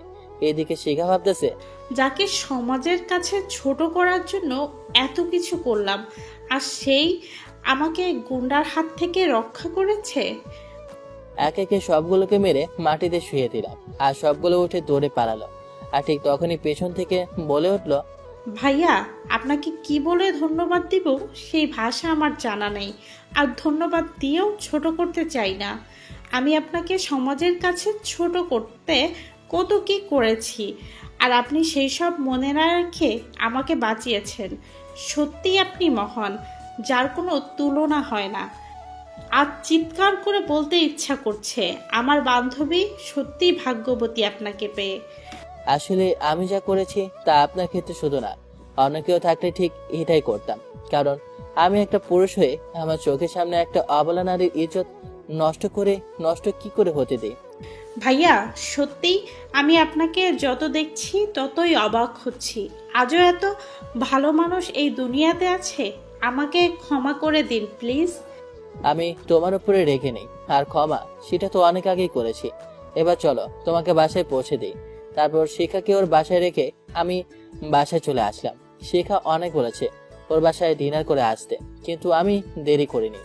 এসব আপনাদের বলছি আর বাড়ির ভিতরে প্রবেশ করছি, ঠিক তখনই কেউ মা আর দোলাবাই বলে উঠল, রাসেল, তোমার কি কোনো কাণ্ডজ্ঞান আছে বলো? সেই সকালে থেকে বাসা থেকে গেছো আর স্বাধীন ফোনও রিসিভ করো নেই। তোমার জন্য জান্নাত স্বাধীন না খেয়ে বসে আছে। একদমই কথাগুলো বলল দোলাভাই। আমি তো বাইরে গিয়েছিলাম আর বাসায় ওই মেয়ের জন্য ভালো লাগতেছিল না, আর সে আমার জন্য না খেয়ে আছে মানে ও এখনো বাসায় যায়নি কেন? অনেক রাগান্বিত হয়েই বললাম, শোন ভাই, এত মাথা গরম করিস না। ওকে 3টা মাস থাকতে দে, তারপর না হয় ডিভোর্স দিয়ে দিস। তারপর আর কারোর সাথে কোনো রকমের কথা না বলে খেয়ে রুমে চলে আসলাম। ও, আপনার তো বলাই হয়নি, খাবার সময় সবকিছু জান্নাত সার্ভ করেছিল। মনে হচ্ছিল একটা বাঙালি বধূ। মুখে যাই বলি না কেন, জান্নাত এইখানে থাকার জন্য আমার কিন্তু খুব খুশি খুশি লাগতেছে। না পারছি মানতে, না পারছি ফেলতে। যাই বলি না কেন, এত সহজে ওকে আমি ক্ষমা করব না। আমি বিছানায় শুয়ে শুয়ে অন্যমনস্ক হয়ে এইসব কথাই ভাবছিলাম। ঠিক তখনই দেখলাম জান্নাত রুমে আসলো, আর রুমে এসেই এমন একটা কাজ করলো যেটা দেখে রাগটা 220 ভোল্ট থেকে 440 ভোল্টে রূপান্তরিত হলো। এই, তুই আমার রুমে আসলি কেন? এক্ষুনি বের হ আমার রুম থেকে। অনেকটা রেগেই বললাম কথাগুলো। বারে, আমি আমার স্বামীর রুমে আসবো না তো কার রুমে যাব? আর এইটা আগে তোমার রুম ছিল, এখন আমার রুম হয়ে গেছে। এই, তোকে কতবার বলবো আমাকে স্বামী বলবি না? এই অধিকার তুই হারিয়ে ফেলেছিস, বের হয় এখনই। আর এইদিকে আমার জোরে কথা বলা দেখে আপু বলতেছে, এই দেখ, আবার শুরু হয়ে গেছে এই দুইটার। রাসেল কেন মানতে পারছে না? জান্নাত তার ভুল বুঝতে পারছে। হ্যাঁ রে মা, কি আর কমো। রাসেল তো এমন ছিল না আগে, ওই মেয়ের জন্য পাগল ছিল, আর এখন জান্নাতের ছায়াও দেখতে পারে না। আসলে সব দোষ জান্নাতের, কারণ আগে যদি ওই সব না করতো তাহলে আজ এমন হতো না। চলো এভাবে কথা না বলে উপরে যায় দেখি আসি, কোন সিনেমা এখন চলতেছে, মারামারি নাকি ঝগড়া। হাসতে হাসতে সবাই নিচে থেকে দৌড়ে আমার রুমে চলে আসে। এসেই, এই তোদের কি হয়েছে রে, যার জন্য এত রাতে চিল্লিয়ে পুরো বাড়ি মাথায় তুলে রাখছিস? আপু, আমি তখন ভালো করে তোমাদের বলে দিলাম এই মেয়ে যেন আমার সামনে না আসে, তাহলে ও আমার রুমে আসলো কেন? দেখ বাবা, ও তোর বউ, তাহলে তোর রুমে থাকবে না তো কোথায় থাকবে? কথা না বলে ঘুমিয়ে পড়। ঠিক আছে, তোমাদের মুখের উপরে কথা বলে আমার মাথাটা আর গরম করতে চায় না। তারপরে সবাই চলে গেল, জান্নাতকে আমার রুমে রেখেই। কি করতাম বলে? সবাই যে এখন জান্নাতের দলে, তার জন্যই কিছু করতেও পারতেছি না। এই, তুই ফ্লোরে বিছানা করে সুন্দর করে শুয়ে পড়, আর খবরদার আমার বিছানায় আসার সাহসও করবি না। আমি ফ্লোরে ঘুমাবো? আমি জীবনেও তো ফ্লোরে ঘুমাই নাই। প্লিজ আমাকে খাটে শুতে দাও। একটু অভিমানে সরে বললাম, কি মেয়ে রে বাবা, কথার মাই তো যে কাউকে ঘায়াল করতে পারবে, তোয়াল আর লাগবে না। শোন, তোর যদি এই ফ্লোরে ঘুমাতে এতই অসুবিধা হয় তাহলে আমার রুমে না থেকে চলে যা। অনেকটা জোরেই বললাম। এদিকে জান্নাত ভাবলো, না, এখানে থাকলে তাও ওকে দু চোখ ভরে দেখতে পারবো, আর বাইরে গেলে হবে না। আচ্ছা ঠিক আছে, আমি এখানেই ঘুমাতে পারবো, বাইরে যেতে হবে না। বলে বিছানা করে গুটিসুটি মেরে শুয়ে পড়ে, আর দুই চোখে জলে বালিশ ভিজে ফেলে আমার সাথে করা আগে সব ঘটনার জন্য। আর এদিকে আমি জান্নাতের দিকে তাকিয়ে ভাবতেছি, ইস, যে মেয়ে কোনোদিন কাজ ছেড়ে ঘুমায়নি, আর সে আজ আমার মতো ছোট লোকের কথায় ঠিকই মাটিতে ঘুমাইতেছে। খুব কষ্ট হচ্ছে আমার। এইসব ভাবতে ভাবতে কখন যে ঘুমিয়ে গেছি সেই দিকে কোনো খেয়ালই নেই। সকালে ঘুম ভাঙতেই দেখি জান্নাত রুমে নেই। কি ব্যাপার, গেল কোথায়? একটু হলে চিন্তা হতে লাগলো, এত সকালে মেয়ে গেল কোথায়? যে 8টার আগে কখনো ঘুম থেকে ওঠেনি। আমার এসব ভাবনা কেটে গেল কোনো কিছু শব্দে। তাকে দেখে জান্নাত কফি মগ হাতে দাঁড়িয়ে আছে। এটা দেখে আমার খুব ভালো লাগছিল। আমার তো এমনটাই স্বপ্ন ছিল, কিন্তু সেই খুশি বেশি সময় থাকলো না আগের ঘটনা মনে পড়তে। এই নাও তোমার কফি, আমি নিজে হাতে বানিয়েছি, শুধু তোমার জন্য। অনেক আগ্রহ নিয়ে বলল। আমি কফির মগটা হাতে নিয়ে বললাম, কফির সাথে কিছু মিশিয়ে আনিস নাই তো আপদ বিদায় করতে? দেখলাম কথাটা শুনে জান্নাতের মুখটা ছোট হয়ে গেল। সেই দিকে খেয়াল না দিয়ে কফির মধ্যে চমক দিলাম। খুব টেস্ট হয়েছে, কিন্তু কথায় আছে না, যাকে দেখতে পারবে না তার হাতে সোনা রূপা মনে হবে। আমারও সেইটা হলো। আর কফির মগটা জান্নাতের দিকে ছুঁড়ে মেরে বললাম, এটা কি কফি বানিয়েছিস নাকি শরবত বানিয়েছিস? অনেকটা রাগ দেখিয়ে পড়লাম। কফিটা এতই গরম ছিল যার জন্য জান্নাত চিৎকার দিয়ে উঠলো, আমার সামনে থেকে যা এখন। আমার বলা কথার কষ্ট নিয়ে নিচে চলে গেল আর রান্না করে গেল। এদিকে আমিও ওয়াশরুমে চলে গেলাম ফ্রেশ হওয়ার জন্য। আর ওইদিকে দেখে জান্নাত কাজ না পারা সত্ত্বেও আবার সাথে সবার মন জয় করতে কাজ করার চেষ্টা করতেছে। মানে সকলের জন্য সকালে নাস্তা বানিয়েছে। তখনই পেছন থেকে আম্মু বলে উঠলো, কি ব্যাপার মামুনি, এত সকালে রান্নাঘরে কি করো? আর তোমার হাতে ফোসকা কেমনে পড়লো? কথা শুনে জান্নাত একটু চমকে গেল। ও কিছু না মা, আসলে তেমন কাজ পারি না তো, তাই একটু তেল ছিটে লাগছে। মিথ্যা বলল যেন বুঝতে না পারে। মামুনি তুই যা, তোর কাজ করতে হবে না, আমি সাথে সব কাজ করে নিব। হ্যাঁ ভাবি, আপনি চলে যান আর হাতে পেস্ট লাগিয়ে নেন গা, আমরাই সব কাজ করতে পারবো। না, এটা হয় না, আমি কাজ পারি না তো কি হয়েছে, আমি সব আম্মু থেকে শিখে নেব। কি আর করা, দুজন জান্নাতের কাছে হার মেনে সব কাজ শিখিয়ে দিল।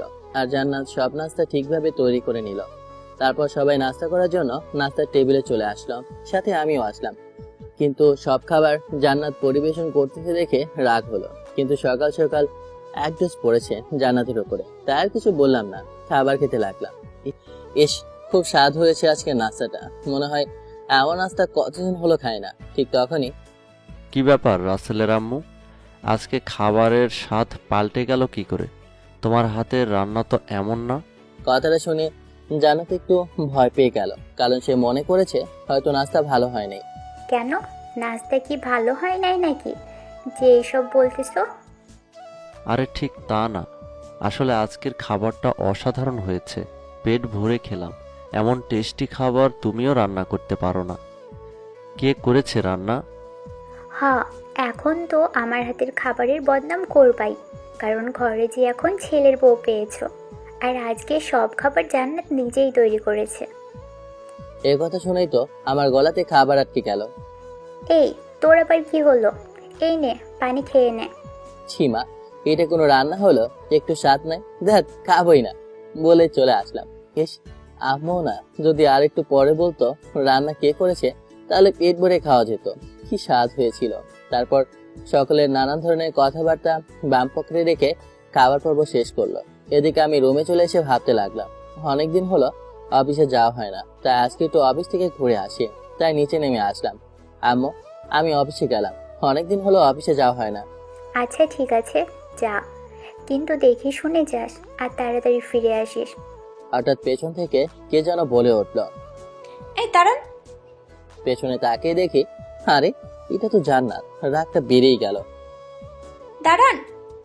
কাছে এসে আমার শার্টের কলারটা ঠিক করে দিয়ে বলল, আমার বরের উপরে কোনো পেতনির নজর যেন না লাগে।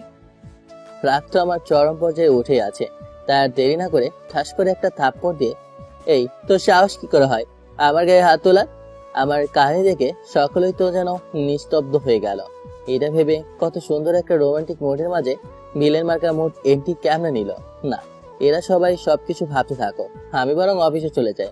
এদের হোশ ফিরলে আমার কপালে দুঃখ আছে, এটা আমি নিশ্চিত। তার ওখানে বেশি দেরি না করে অফিসের উদ্দেশ্যে রওনা দিলাম। আর দেখেন, আপনার সাথে কথা বলতে বলতে অফিসেও চলে এসেছি।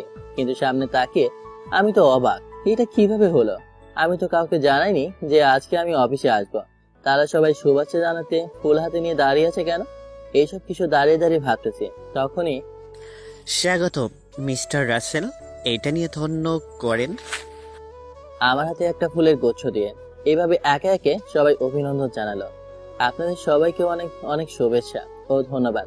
আচ্ছা মিস্টার মানিক, সবাইকে দেখতে পারলাম, কিন্তু আমার প্রিয় কোথায় তাকে তো দেখলাম না। তখনই পেছন থেকে বলে উঠলো, আরে স্যার, দেখবেন কি করে, আমি তো এখানে আর আজকে আসতেও একটু দেরি করে ফেলেছি। কিন্তু আমি তার কথা শুনবো তো দূরে থাক, আমি তো তার দিকে তাকিয়ে অবাক, কেননা এ আর কেউ না, আমার কলেজ জীবনের বান্ধবী নিধি। আরে নিধি, তুই এখানে কি করে? অনেকটা অবাক হয়ে বললাম। আর সাথে সবাই অবাক, কেননা আমি তার নাম জানলাম কি করে। আরে রাসেল, সরি স্যার, আপনি এখানে কি করে? আমি তো ভাবতেই পারছি না এভাবে দেখা হবে। আসলে ও অন্যদিকে তাকিয়ে কথা বলছিল, আর আমি নাম বলার পরে আমাকে দেখে অবাক হয়। আমার তো সেম অবস্থা। তুই এখানে কতদিন ধরে চাকরি করিস? আমি তো এই অফিসে এমডি বিএ হিসেবে 3 বছর ধরে আছি, কিন্তু আপনাকে তো এর আগে কখনো দেখি নাই। আরে কি আপনি আপনি বলছিস? তুই করে বলবি, তুই তো আমার বেস্ট ফ্রেন্ড ছিলি, তাই না?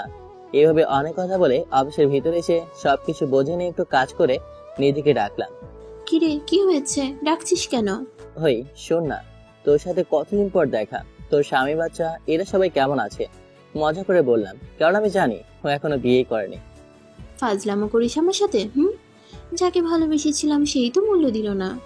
একটু কান্না ভাব নিয়ে বলল, আসলে ও যার কথা বলতেছে সে আর কেউ না, আমি।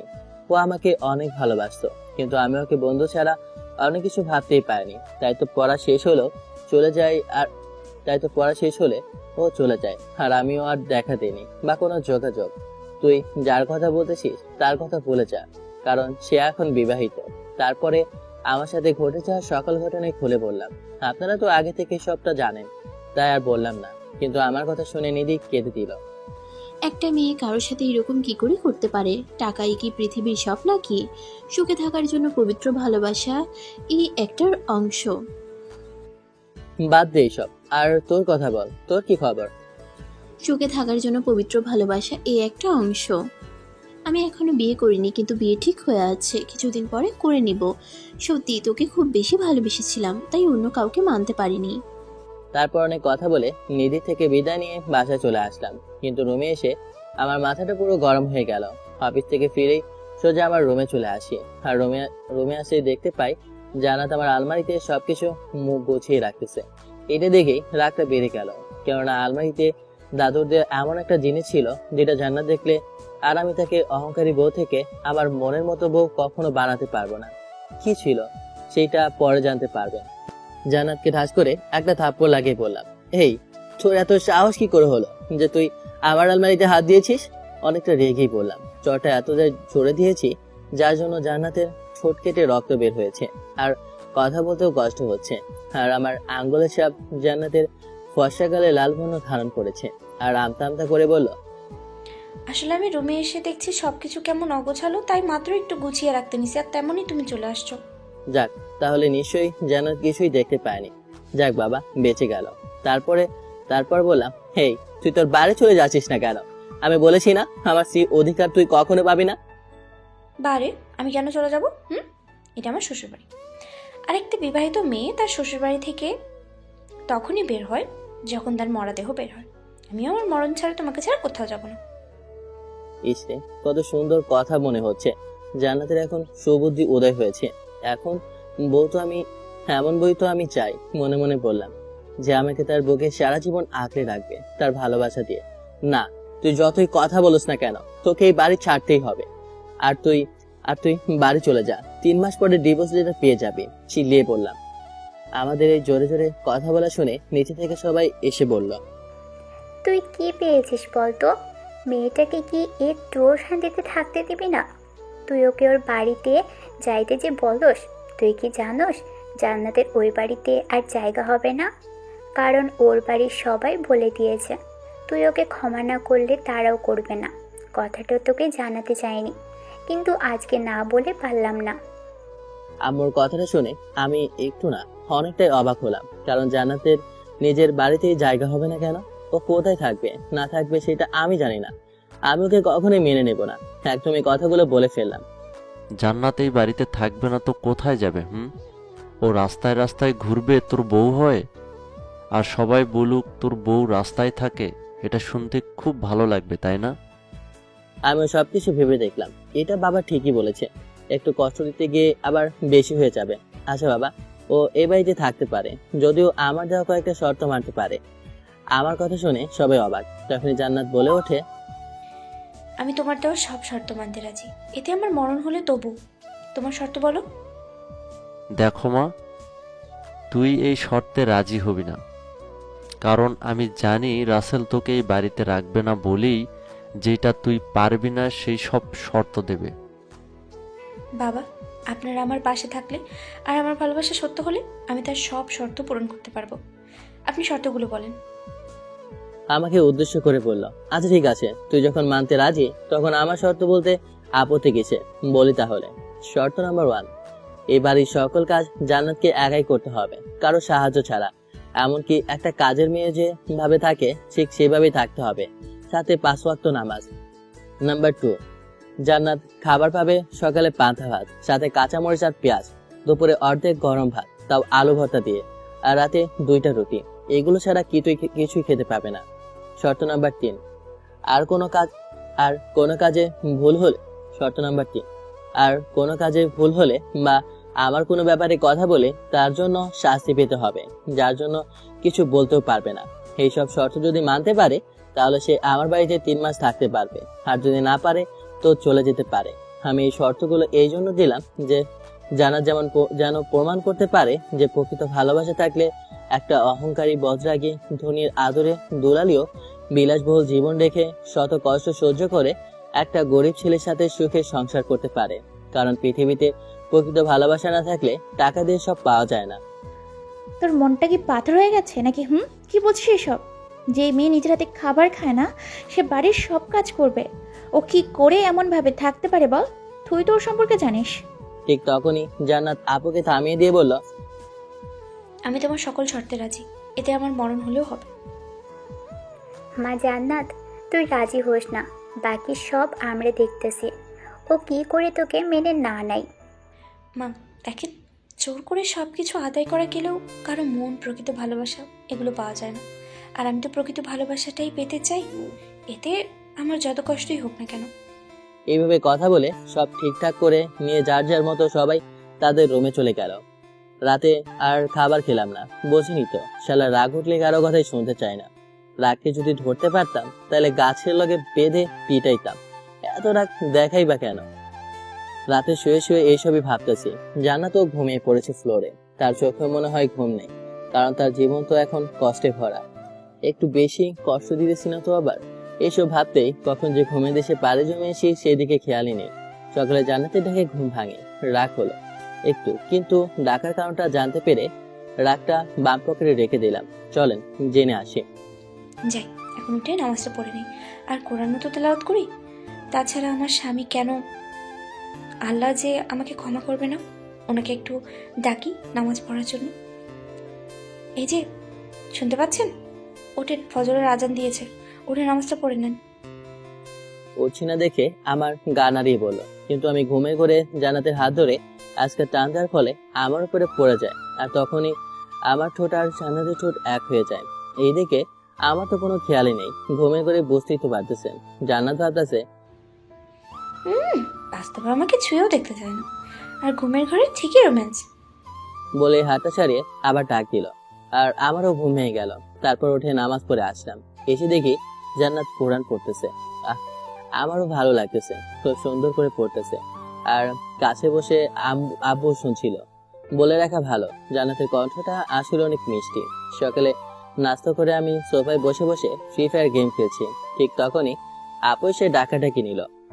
ভাই, আমার তুই খুব ভালো, এবার জান্নাতের উপর করা শর্তগুলো তুলে ফেল, ও কষ্ট দেখতে পাচ্ছি না। জান্নাতের দিকে ইশারা দেখিয়ে বলল, দেখেছেন কেমনটা লাগে? আমি একটু গেম খেলতেছি, আর ওই মায়ার জন্য গেমের মধ্যে 1 কেজি পানি ঢেলে দিল। পান্তা ভাত একবার মুখে নেয়, আবার বাটিতে রাখে, আবার মুখে নেয়, আবার মরিচ আর পেঁয়াজ দেখে। যখন মরিচে কামড় দেয় তখন জালের জন্য চোখের পানি আর নাকের পানি এক করে ফেলে। বাড়ির সকলে অনেক মানা করলো, কিন্তু সেই তো অহংকারী বউ থেকে আপনাদের লেখকের মনের মতো বউ হবে। এইটুকু কষ্ট তার কাছে কিছুই না, মনে করে সবকিছু করতে থাকে। এভাবে দেখতে দেখতে 2টা মাস চলে যায়, এখনো আমার মাঝে কোনো পরিবর্তন আনতে পারেনি। এখন জান্নাতের আর সব করতে তেমন কোনো কষ্ট হয় না, কারণ এখন সহ্য হয়ে গেছে। আর নামাজ সাথে কোরআনের মুহূর্তের জন্য বাদ রাখে না, যতই অসুস্থ হোক না কেন। একদিন রাতে আমি রুমে শুয়ে আছি, আর জান্নাত বসে বসে বই পড়তেছিল, কারণ সামনে পরীক্ষা জান্নাতের। আর ঠিক তখনই নিধি আমার ফোনে একটা SMS দেয়, আর সেটা জান্নাতের নজর এড়ায়নি, কারণ ফোনটা জান্নাতের পাশে ছিল। মেসেজটা দেখেই জান্নাতের চোখে পানি চলে আসে, এটা ভেবে যে আমি হয়তো পরকে লিপ্ত হয়ে পড়েছি, তার জীবন থেকে হারিয়ে যাব। আমি জান্নাতের দিকে তাকিয়ে ফোনটা হাতে নিই, আর দেখতে পাই একটা মেসেজ নিধি দিয়েছে। তাহলে চলেন মেসেজটাকে দেখে আসি, কি এমন মেসেজ যার জন্য জান্নাতের চোখে পানি লেখা ছিল। হাই জানেমান, কলেজের টুকরা, কেমন আছো? ভুলেই গেছো? দেখাও করো না, আর কথাও বলার সময় পাও না। আমাকে রেখে কাজটাই তোমার কাছে বেশি বড়। ভাই রে ভাই, মেসেজটা দেখে আমারই তো চোখ কপালে, তাহলে জান্নাতের হবে না কেন? এরকম মেসেজ যদি স্বামীর কোনো স্ত্রী দেখে তখন কোন যুদ্ধ হবে সেটা আপনারই ভালো করে জানেন। আমি আমি আবার জানি না। আমি আর কিছু বললাম না দেখে জান্নাত বিছানা করে চোখের জলে ভাসতে ভাসতে ঘুমিয়ে পড়ল। আমি বাইরে এসে নিধিকে ফোন দিলাম। হেই, তুই এসব কি মেসেজ দিয়েছিস? যেটা তোর ভাবির চোখ এড়ায়নি। আরে মেরে দোস্ত, ওইটা আমার কলিজাকে দিতে গিয়ে শালা তোর মতো হারামির কাছে গেছে। কি? আমি হারামি? আগে অফিসে এসে নি, তারপর তোর খবর আছে। আরে ভাই মজা করলাম, তাও বুঝিস না? তারপর অনেক কথা বলে রুমে চলে আসলাম। এসে দেখি জান্নাত উঠে বসে আছে। আমি আর কিছু বললাম না, ভাবলাম এমনিতেই কষ্ট পেয়ে কান্না করতেছে, আর এখন কিছু বলে কষ্ট দেওয়া ঠিক না বলে ঘুমিয়ে পড়লাম। কিন্তু মাঝরাতে হঠাৎ করে আমার ঘুম ভেঙে যায় কারো কান্না আর রাতে কথা বলার শব্দে। আমার তো ভয় কাম শেষ, কারণ আমি শুনেছি এইভাবে নাকি ভূতেরাই কথা বলে, আর ভূত ছাড়া এই সময় কেই বা আসতে যাবে আমার রুমে। কিন্তু আমি আবার এই সময় 5 টাকা দামের বয়কে বাম পকেটে রেখে খুঁজতে লাগলাম আসলে কি ভূত নাকি অন্য কিছু। অবশেষে আমার চিন্তাধারাকে ভুল প্রমাণ করলাম। আপনারা তো আবার সহজে কিছু বুঝতে পারেন না, চলেন বুঝিয়ে বলি। ওই কান্নার আস্তে কথা বলা এইটা ছিল জান্নাতের। হ্যাঁ, ঠিকই শুনেছেন, ওইটা জান্নাতই ছিল।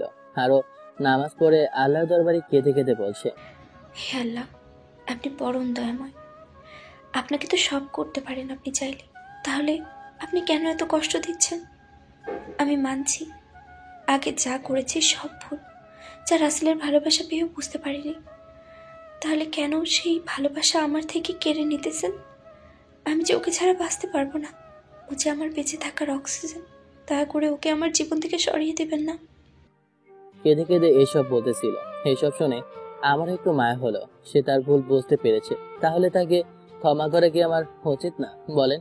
সে তো এখন সঠিক পথেই ফিরে এসেছে। এখন আর আগের মতো হয়ে চলাফেরাও করে না, এখন সে পর্দাশীল নারীর মতোই চলাফেরা করে। এসব ভাবতে ভাবতে ফের কখন যে ঘুমের দেশে চলে গেছি সেই দিকে একটু খেয়াল নেই।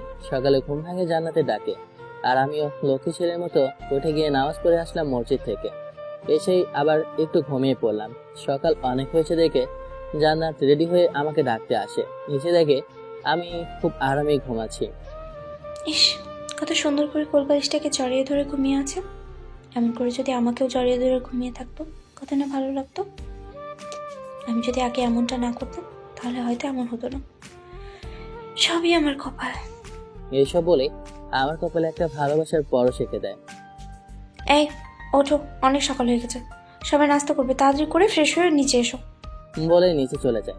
এভাবে দেখতে দেখতে কিছুদিন চলে গেল, আর জান্নাতের পরীক্ষাও শেষ হয়ে গেল। তাই একদিন রুমে বসে জান্নাতকে বললাম, তুই তো আমার বাসায় অনেকদিন থাকবি, তবু আমার মনে তোর ভালোবাসার একটু জায়গা তৈরি করতে পারলি না। এখন তো ডিভোর্স দিতেই হবে। আমার কথাটা শুনে জান্নাত বসা থেকে দাঁড়িয়ে গেল, আর অশ্রু ভেজা চাহনিতে বলতে লাগলো, তুমি এসব কি বলছো? আমি যে তোমাকে ছাড়া এক মুহূর্ত থাকতে পারবো না। আমাকে কি ক্ষমা করা চায় না? তুমি যেভাবে চেয়েছো আমি ঠিক কষ্ট করে হলেও সেইভাবেই তো থাকছি। আমি মানি তুই এখন সত্যি অনেক ভালো হয়ে গেছিস, কিন্তু অনেক দেরি হয়ে গেছে। আমি তোকে ডিভোর্স দিয়ে নিধিকে বিয়ে করব। মিথ্যা কথা বললাম, কিন্তু দেখতে থাকেন কি হয়। তাই আর তোকে আমার ঘরে রাখা সম্ভব না। আমি তোমার পায়ে পড়ি, আমার বেঁচে থাকার শেষ আশাটা এইভাবে ভেঙে দিও না। আমি তোমাকে ছাড়া বেঁচে থাকতে পারবো না। আমার পাটা জড়িয়ে ধরে পড়লো। এই ব্যাপারে তোর সাথে আমি আর কথা বলতে চাই না বলে আর কিছু না বলে নিচে চলে আসলাম, কারণ জান্নাতের কান আমি সহ্য করতে পারবো না। তখনই পেছন থেকে, রাসেল, আমি বাইরে থেকে শুনতে পারলাম জান্নাত মা আমার কান্না করতেছে। আবার তুই ডিভোর্সের কথা কেন বললি? অনেকটা রেগে বলল, আর পাশে এখন সবাই হাজির হয়ে গেল। হ্যাঁ, বল কেন বললি? আর যদি তুই আমার বৌমাকে ডিভোর্স দেওয়ার কথা মুখেও আনিস তাহলে তোর এই বাড়িতে জায়গা হবে না। অনেকটা রেগে বলল, দেখেছেন সবাই এখন জান্নাতকে কতটা আপন করে নিয়েছে। এমনকি মা বাবা এখন আমার বন্ধুর থেকে বেশি ভালোবাসে ওকে। আমি ডিভোর্সের কথা বলেছি বলে আর নিধিকে বিয়ে করব এটা বলেছি যেন জান্নাত অনেকটা রাগ করে। আর আমারও এই ব্যাপারে একটা প্ল্যান আছে। তারপর প্ল্যানটা তাদের বললাম, আপনাদের কমু না যদি জান্নাতকে বলে দেন। দেখ বাবা, মেয়েটা কিন্তু এই কয়েক মাসে কম কষ্ট করেনি, আর এখন এই কষ্ট কি সে মেনে নিতে পারবে বল? বাবা, তোমরা কি কিছুই বলবে না? আর ও যেন একটু বসে না পারে আমার এই প্ল্যান সম্পর্কে। তা না হয় বলবো না, কিন্তু আমার কিন্তু ব্যাপারটা বেশি সুবিধার মনে হচ্ছে না। এতে জান্নাত যদি নিজের কোনো ক্ষতি করে বসে তখন কি হবে?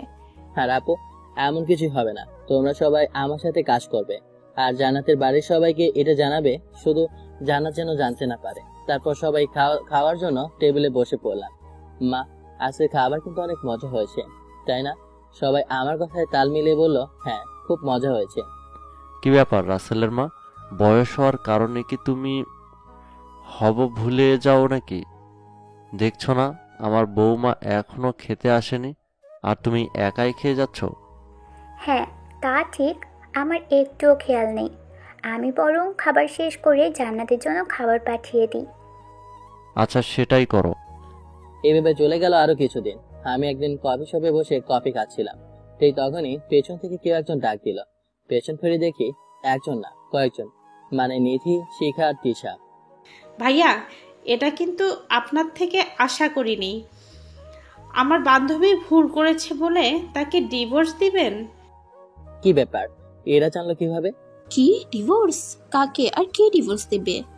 অনেকটা অবাক হয়ে জিজ্ঞেস করলাম, ও, আপনাদের তো বলাই হয়নি যে নিধি এদের সাথে কেন? আসলে নিধি হলো শিখার কাজিন। আরে নিধি, তুই রাসেলের বিয়ের হবু কোণে, তাও জানোস না কে কাকে ডিভোর্স দিবে? দেখো শিখা, আমি কিছুই বুঝতে পারতেছি না, সবকিছু একটু খুলে বলো।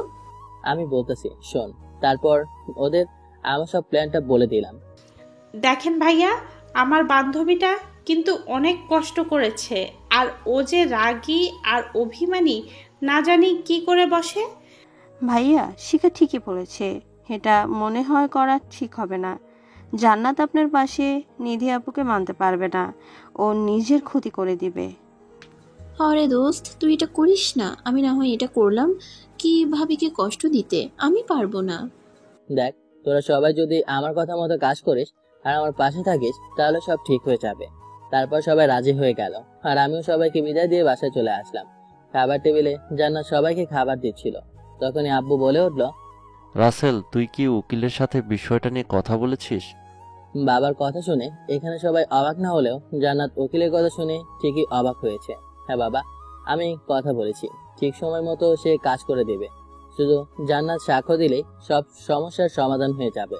এটা শুনে জান্নাত দৌড়ে কান্না করতে করতে রুমের দিকে চলে যায়। দিলি তো মেয়েটার মুড নষ্ট করে, এবার তো শান্তি হয়েছে তো?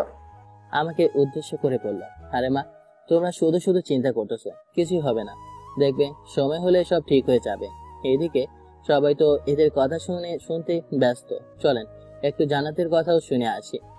এতদিন পরিবারের সবাই আমার পক্ষে ছিল, একটু বেশি সাহস পেতাম, ভাবতাম হয়তো রাসেল আমাকে ঠিকই মেনে নেবে। কিন্তু এখন আমার সব আশা চলে গেল। পরিবারের সবাই এখন রাসেলের কথাই শুনবে, আমার মরণ ছাড়া গতি নেই। বলে চোখের পানি মুছতে ব্যস্ত হয়ে পড়লো। জান্নাত তো ঠিকই ভাবতেছে, এতদিনও তাও তার স্বামী পাশে না থাকলেও সবাই তার পাশে ছিল, কিন্তু এখন যে সেই ভরসাটাও হারিয়ে ফেললো। কি হতে চলেছে জান্নাতের জীবনে? জান্নাত কি পারবে তার স্বামীর সংসার টিকিয়ে রাখতে, নাকি জান্নাত নিজে তার স্বামীকে নিধির হাতে তুলে দেবে? দেখতে থাকি শেষ পর্যন্ত কি হয়। কথাই তো আছে, সতী নারীর সংসার কখনো ভাঙে না। রাতে আমি যখন রুমে আসি, ঠিক তখনই জান্নাত বলে ওঠে, তুমি একটু নিধি আপুকে ফোন দিবে প্লিজ, আমি একটু কথা বলি। সে কেন আমার স্বামীকে কেড়ে নিতে চায়? আরে বলে কি মেয়ে, আমি নাকি তার সাথে কথা বলে দিয়ে আমার বিপদ ডেকে আনবো? আমি কেন তাকে ফোন দেব? তোর মতলব কি? আমার বিয়ে আটকাতে চাস? তা হবে না। তারপর জান্নাত আর কোনো কথা না বলে শুয়ে পড়লো, আমিও শুয়ে পড়লাম। এইভাবে দেখতে দেখতে পুরো 3টা মাস হয়ে গেল। কালকে আমি জান্নাতকে ডিভোর্স দিয়ে দিব। দেখা যাক জান্নাত তার স্বামীকে তার ভালোবাসার মায়ের বাঁধনে আটকে রাখতে পারে কিনা। জান্নাতের দুঃখের কাহিনী শুনতে অপেক্ষা করো। মাঝরাতে ঘুমের 14টা বেঁচে গেল কারো কথা বলার শব্দে। মনে হচ্ছে কেউ যেন ফোনে কথা বলতেছে। আমি একটু কান পেতে শোনার চেষ্টা করতেছি, এই কথা কে বলে। পরে শুনতে পারলাম এটা জান্নাতের কণ্ঠ। আমি তো চিন্তায় পড়ে গেলাম, এত রাতে জান্নাত কার সাথে কথা বলতেছে? অন্য কোনো পরপুরুষের সাথে নয়তো? এই ভাবনা যেন আমাকে গ্রাস করে নিল। কিন্তু একটু ভালো করে শুনেই বুঝতে পারলাম জান্নাত কোনো পুরুষের সাথে না, বরং তার বান্ধবী শিখার সাথে কথা বলতেছে। তাদের কথা ছিল এরকম। শিখা, আমি মনে হয় আর বেশি দিন তোদের মাঝে থাকতে পারবো না। আমার যে বেঁচে থাকার সব আশাই হারিয়ে যাচ্ছে। জান্নাত, তোর কি কিছু হয়েছে? তুই এমন করছিস কেন? আমাকে একটু খুলে বল। আমি এতদিন মনে করেছি যে আমার ভালোবাসার ফুল হয়তো রাসেলের মনে ফুটতে পারবে, কিন্তু তবে ভুল। সে যে নিধি নামের একটা মেয়েকে ভালোবাসে আর বিয়েও করবে তাকে। তুই এভাবে ভেঙে পড়িস না, দেখবি সব ঠিক হয়ে যাবে, শুধু সময়ের অপেক্ষা। না রে, এটা কখনো হবে না, কারণ আমি রাসেলকে চিনি। ও আমাকে ডিভোর্স দিয়ে নিধিকে বিয়ে করবে। জানিস, আমার না খুব কষ্ট হয় যখন মনে আসে রাসেল আমাকে কি সত্যি ডিভোর্স দেবে। আমি ওকে খুব বেশি ভালোবাসি, যা পরিমাণ করে বোঝাতে পারবো না। তুই একটু ওকে বোঝা না, তোদের কথা হয়তো শুনবে। না রে, আমি বলছিলাম তোর জামাইকে যেন নিধিকে বিয়ে না করে, কিন্তু সে আমাদের কথা শুনতে নারাজ। কেননা তুই তো আর তার সাথে কম খারাপ ব্যবহার করিস নাই। আমি মানছি তার সাথে অনেক খারাপ ব্যবহার করেছি, তার জন্য আমি অনুতপ্ত। আমি ভুল করেছি, তাই হয়তো আমার জীবন থেকে আমার মূল্যবান জিনিসটাকে হারিয়ে ফেলতে চাচ্ছি।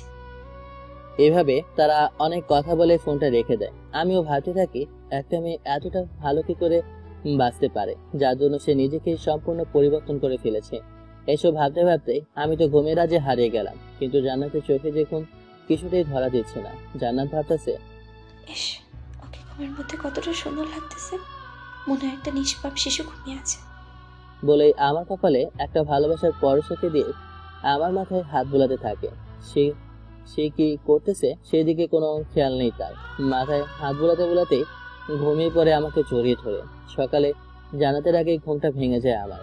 আমি জান্নাতের এমন অবস্থা দেখে তো অবাক। কি ব্যাপার, জান্নাত কি সারা রাত আমাকে এইভাবে জড়িয়ে ধরে বসে বসে ঘুমিয়েছিল নাকি? রাগ উঠে গেল, কিন্তু আমি আমার রাগটাকে বাম পকেটে রেখে দিলাম, কেননা ওকে আর আমি কষ্ট দেব না। একটা নির্দিষ্ট দিন দেখে ওকে আমি আপন করে নেব। কিছু সময় পরে বুঝতে পারলাম জান্নাতের ঘুম মনে হয় ভেঙে গেছে। একটু করে নড়ে উঠল, দেখি কি করে। আপনারা তো দেখতে থাকেন। কোনো কথা না বলে ওকে লজ্জায় ফেলে দেন না। এই রে, কাম সেরেছে। আমি কি তাহলে সারা রাত এইভাবে ওকে জড়িয়ে ধরে ঘুমিয়েছিলাম? যদি জানতে পারে তাহলে আমার যে কি হবে তা তো ভাবতেই ভয় লাগে। না বাবা, উঠে পড়ি। বলে আমার কপালে আলতো করে একটা ভালোবাসার পরশকে দিল।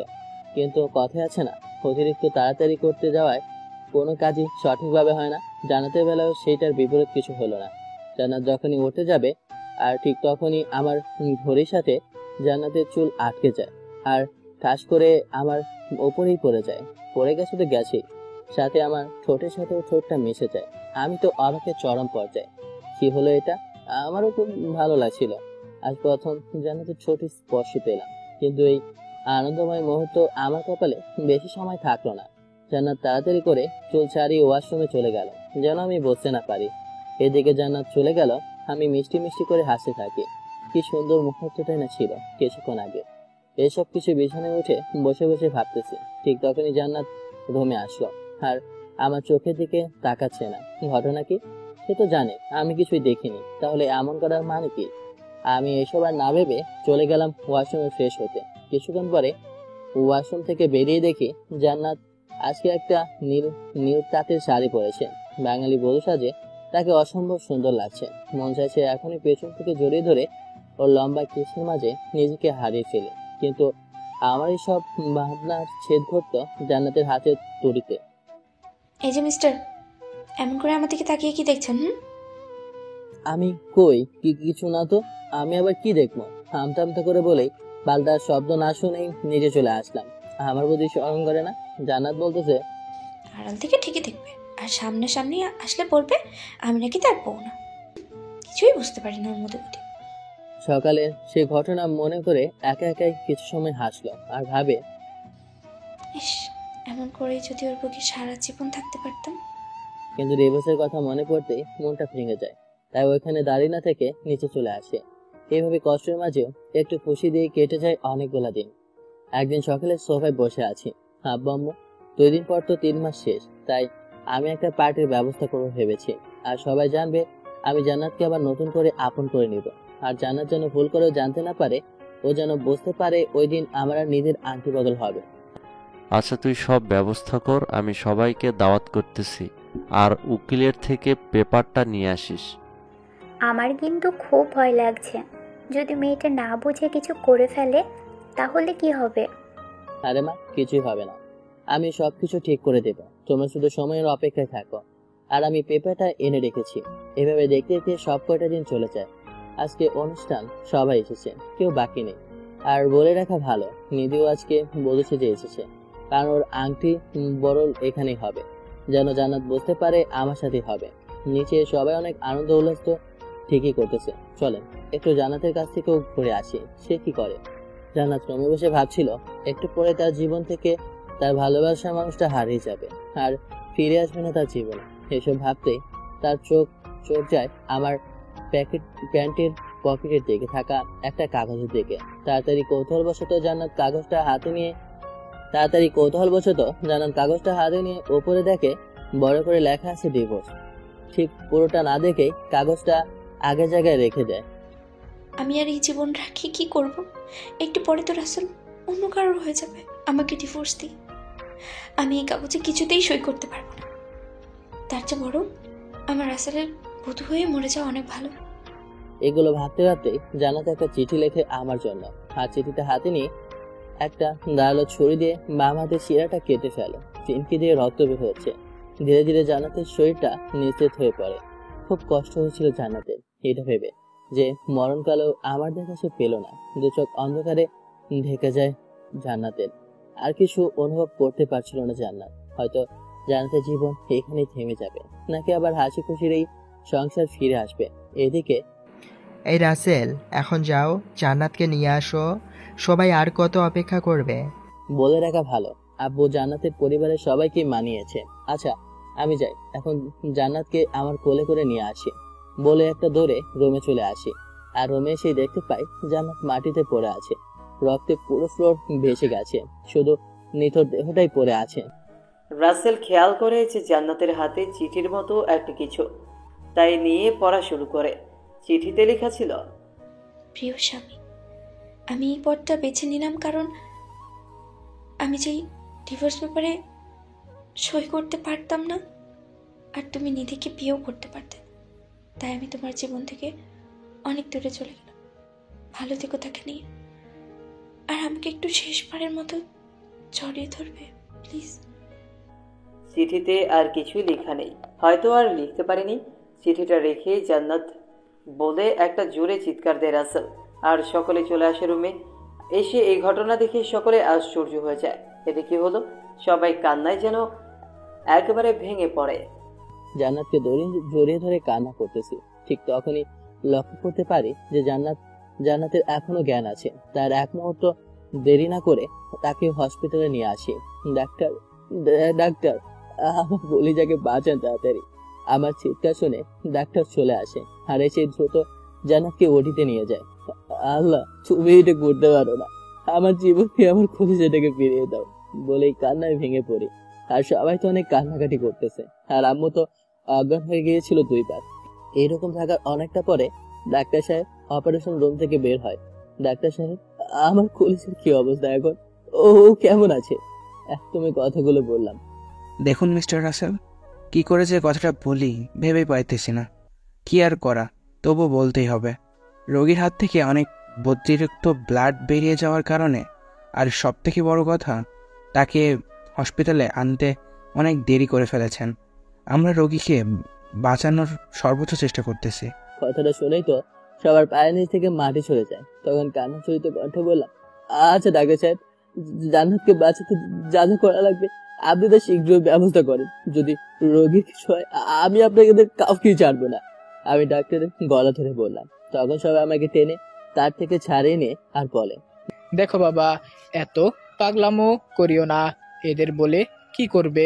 সব তো আল্লাহ হাতে। আমরা বরং জান্নাতের জন্য আল্লাহকে ডাকি। হ্যাঁ মিস্টার রাসেল, আমি আপনার মনের অবস্থা বুঝতে পারছি। আমাদের যা করার সর্বোচ্চ এটাই করব। আপনারা আল্লাহকে ডাকেন, কারণ আমরা উসিলা মাত্র। বলেই অপারেশন রুমে চলে গেল। বাবা, তুই একটু শান্ত হ। কান্না করলে কি আর হবে বল? আমাদের জন্যই আজ মেয়েটার এই অবস্থা। হ্যাঁ মা, আমি যদি এমনটা না করতাম তাহলে জান্নাতের কিছুই হতো না। আজ ওকে সারপ্রাইজ দিতে গিয়ে আমরা সকলেই সারপ্রাইজ হয়ে গেলাম। তখন পাশ থেকে নিধি বলে ওঠে, শব্দ সামার, আমি যদি আজকে এখানে আংটি বদল করতে রাজি না হতাম তাহলে আজ এই দিন দেখতে হতো না। বলেই কান্না করছে। সবাই নিজেদেরকেই দোষারোপ করতেছে। এই, তোমরা নিজেদেরকে এইভাবে দোষারোপ করো না। এটা যে আমাদের সাথে ঘটাচ্ছিল, কারণ আল্লাহ আমাদের পরীক্ষা করতেছে। তখনই পাশ থেকে একজন বলে ওঠে, পেছন ফিরে দেখে নার্সের ড্রেস পরা একটা মেয়ে। তার মানে এটাই নার্স হবে।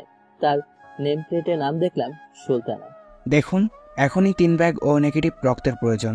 আমরা 1 ব্যাগ দিয়েছি, আপনারা তাড়াতাড়ি রক্তের ব্যবস্থা করেন। আচ্ছা, আমরা এখন এই রক্ত কোথায় পাবো? আমাদের তো কারোই এই গ্রুপে রক্ত নাই। তখনই পেছন থেকে কেউ একজন বলে উঠল। আমি পেছনে তাকাই তো অবাক, কেননা এরা এখানে কি করে? হ্যাঁ, ঠিকই শুনেছেন, এরা আমার বন্ধু হালিম, জাহাঙ্গীর, শহীদুল, তুষার, মাজহারুল, মেজাজ, জিম, আরো অনেকেই আছে। আমরা থাকতে এত টেনশনের কোনো কারণ নেই বন্ধু। বন্ধুর বিপদে আমরা আসবো না, এটা কি হতে পারে নাকি? আমরা খবর পেয়ে চলে এসেছি, আমরাই রক্ত দিব।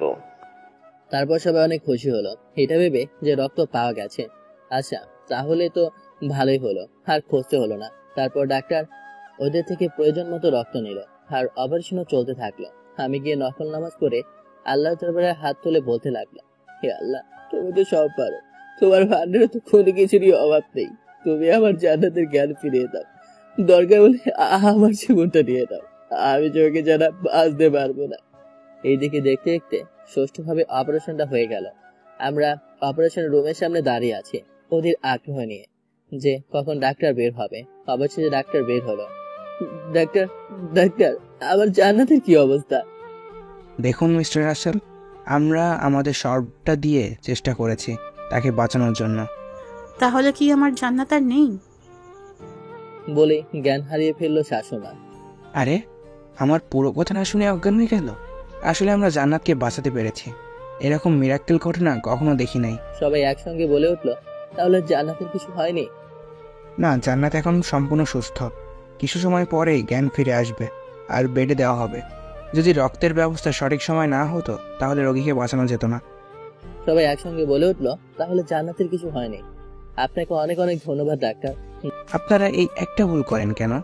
ধন্যবাদ আমাকে না দিয়ে আল্লাহকে দিন, কারণ আমি তো চেষ্টা করেছি আর সব তো তিনি করেছেন।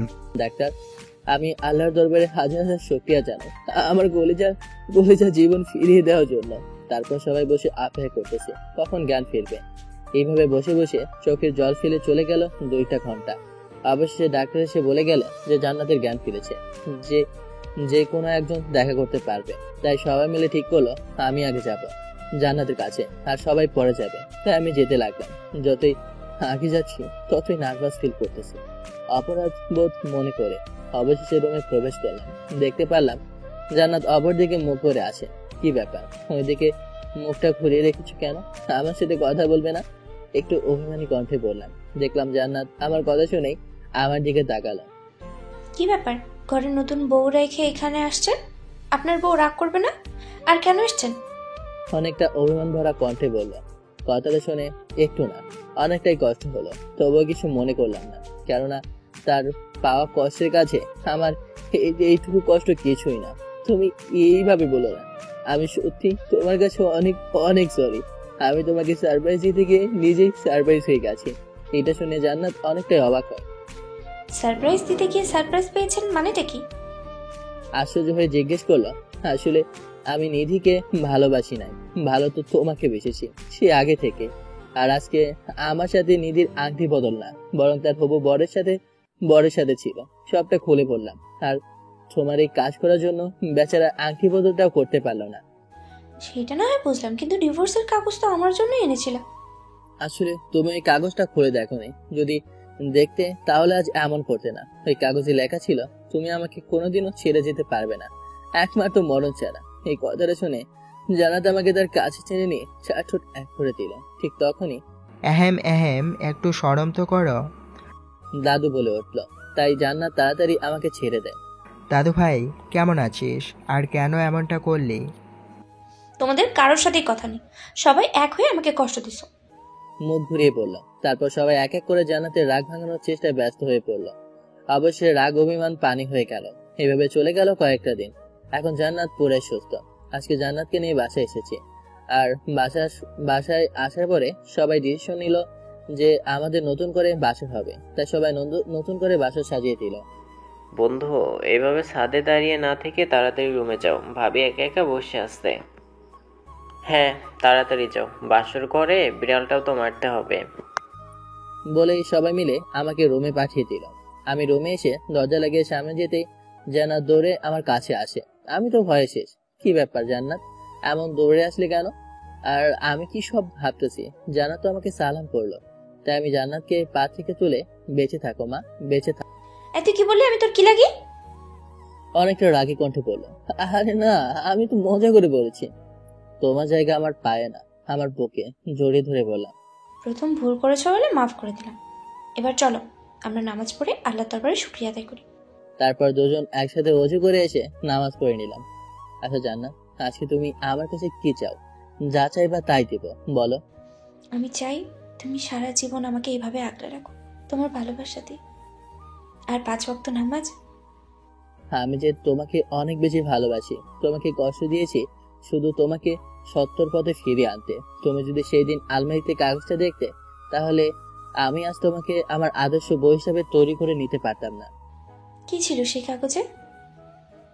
অনেকটা আগ্রহ নিয়ে সেই কাগজে দাদু বলেছিল তারা কেউ তোমার সাথে কথা বলবে না, আর তোমাকে সঠিক পথে ফিরিয়ে আনতে আমার যা করা লাগে তার সাথেই তারা থাকবে।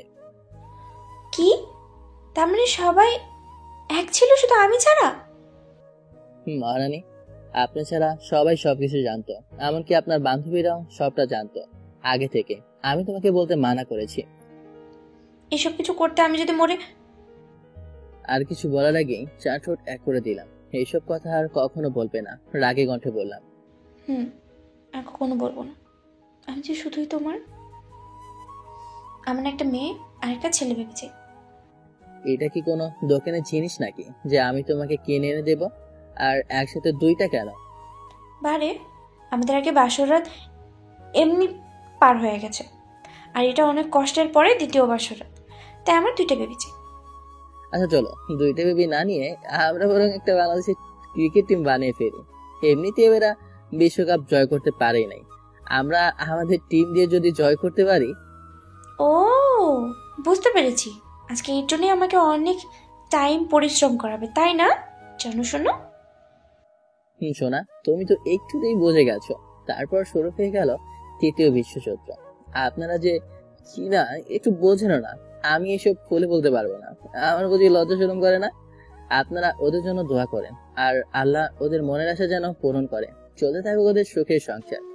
তো কেমন লাগলো গল্পটা অবশ্যই জানাবেন, আর কমেন্ট করবেন কেমন হয়েছে গল্পটা।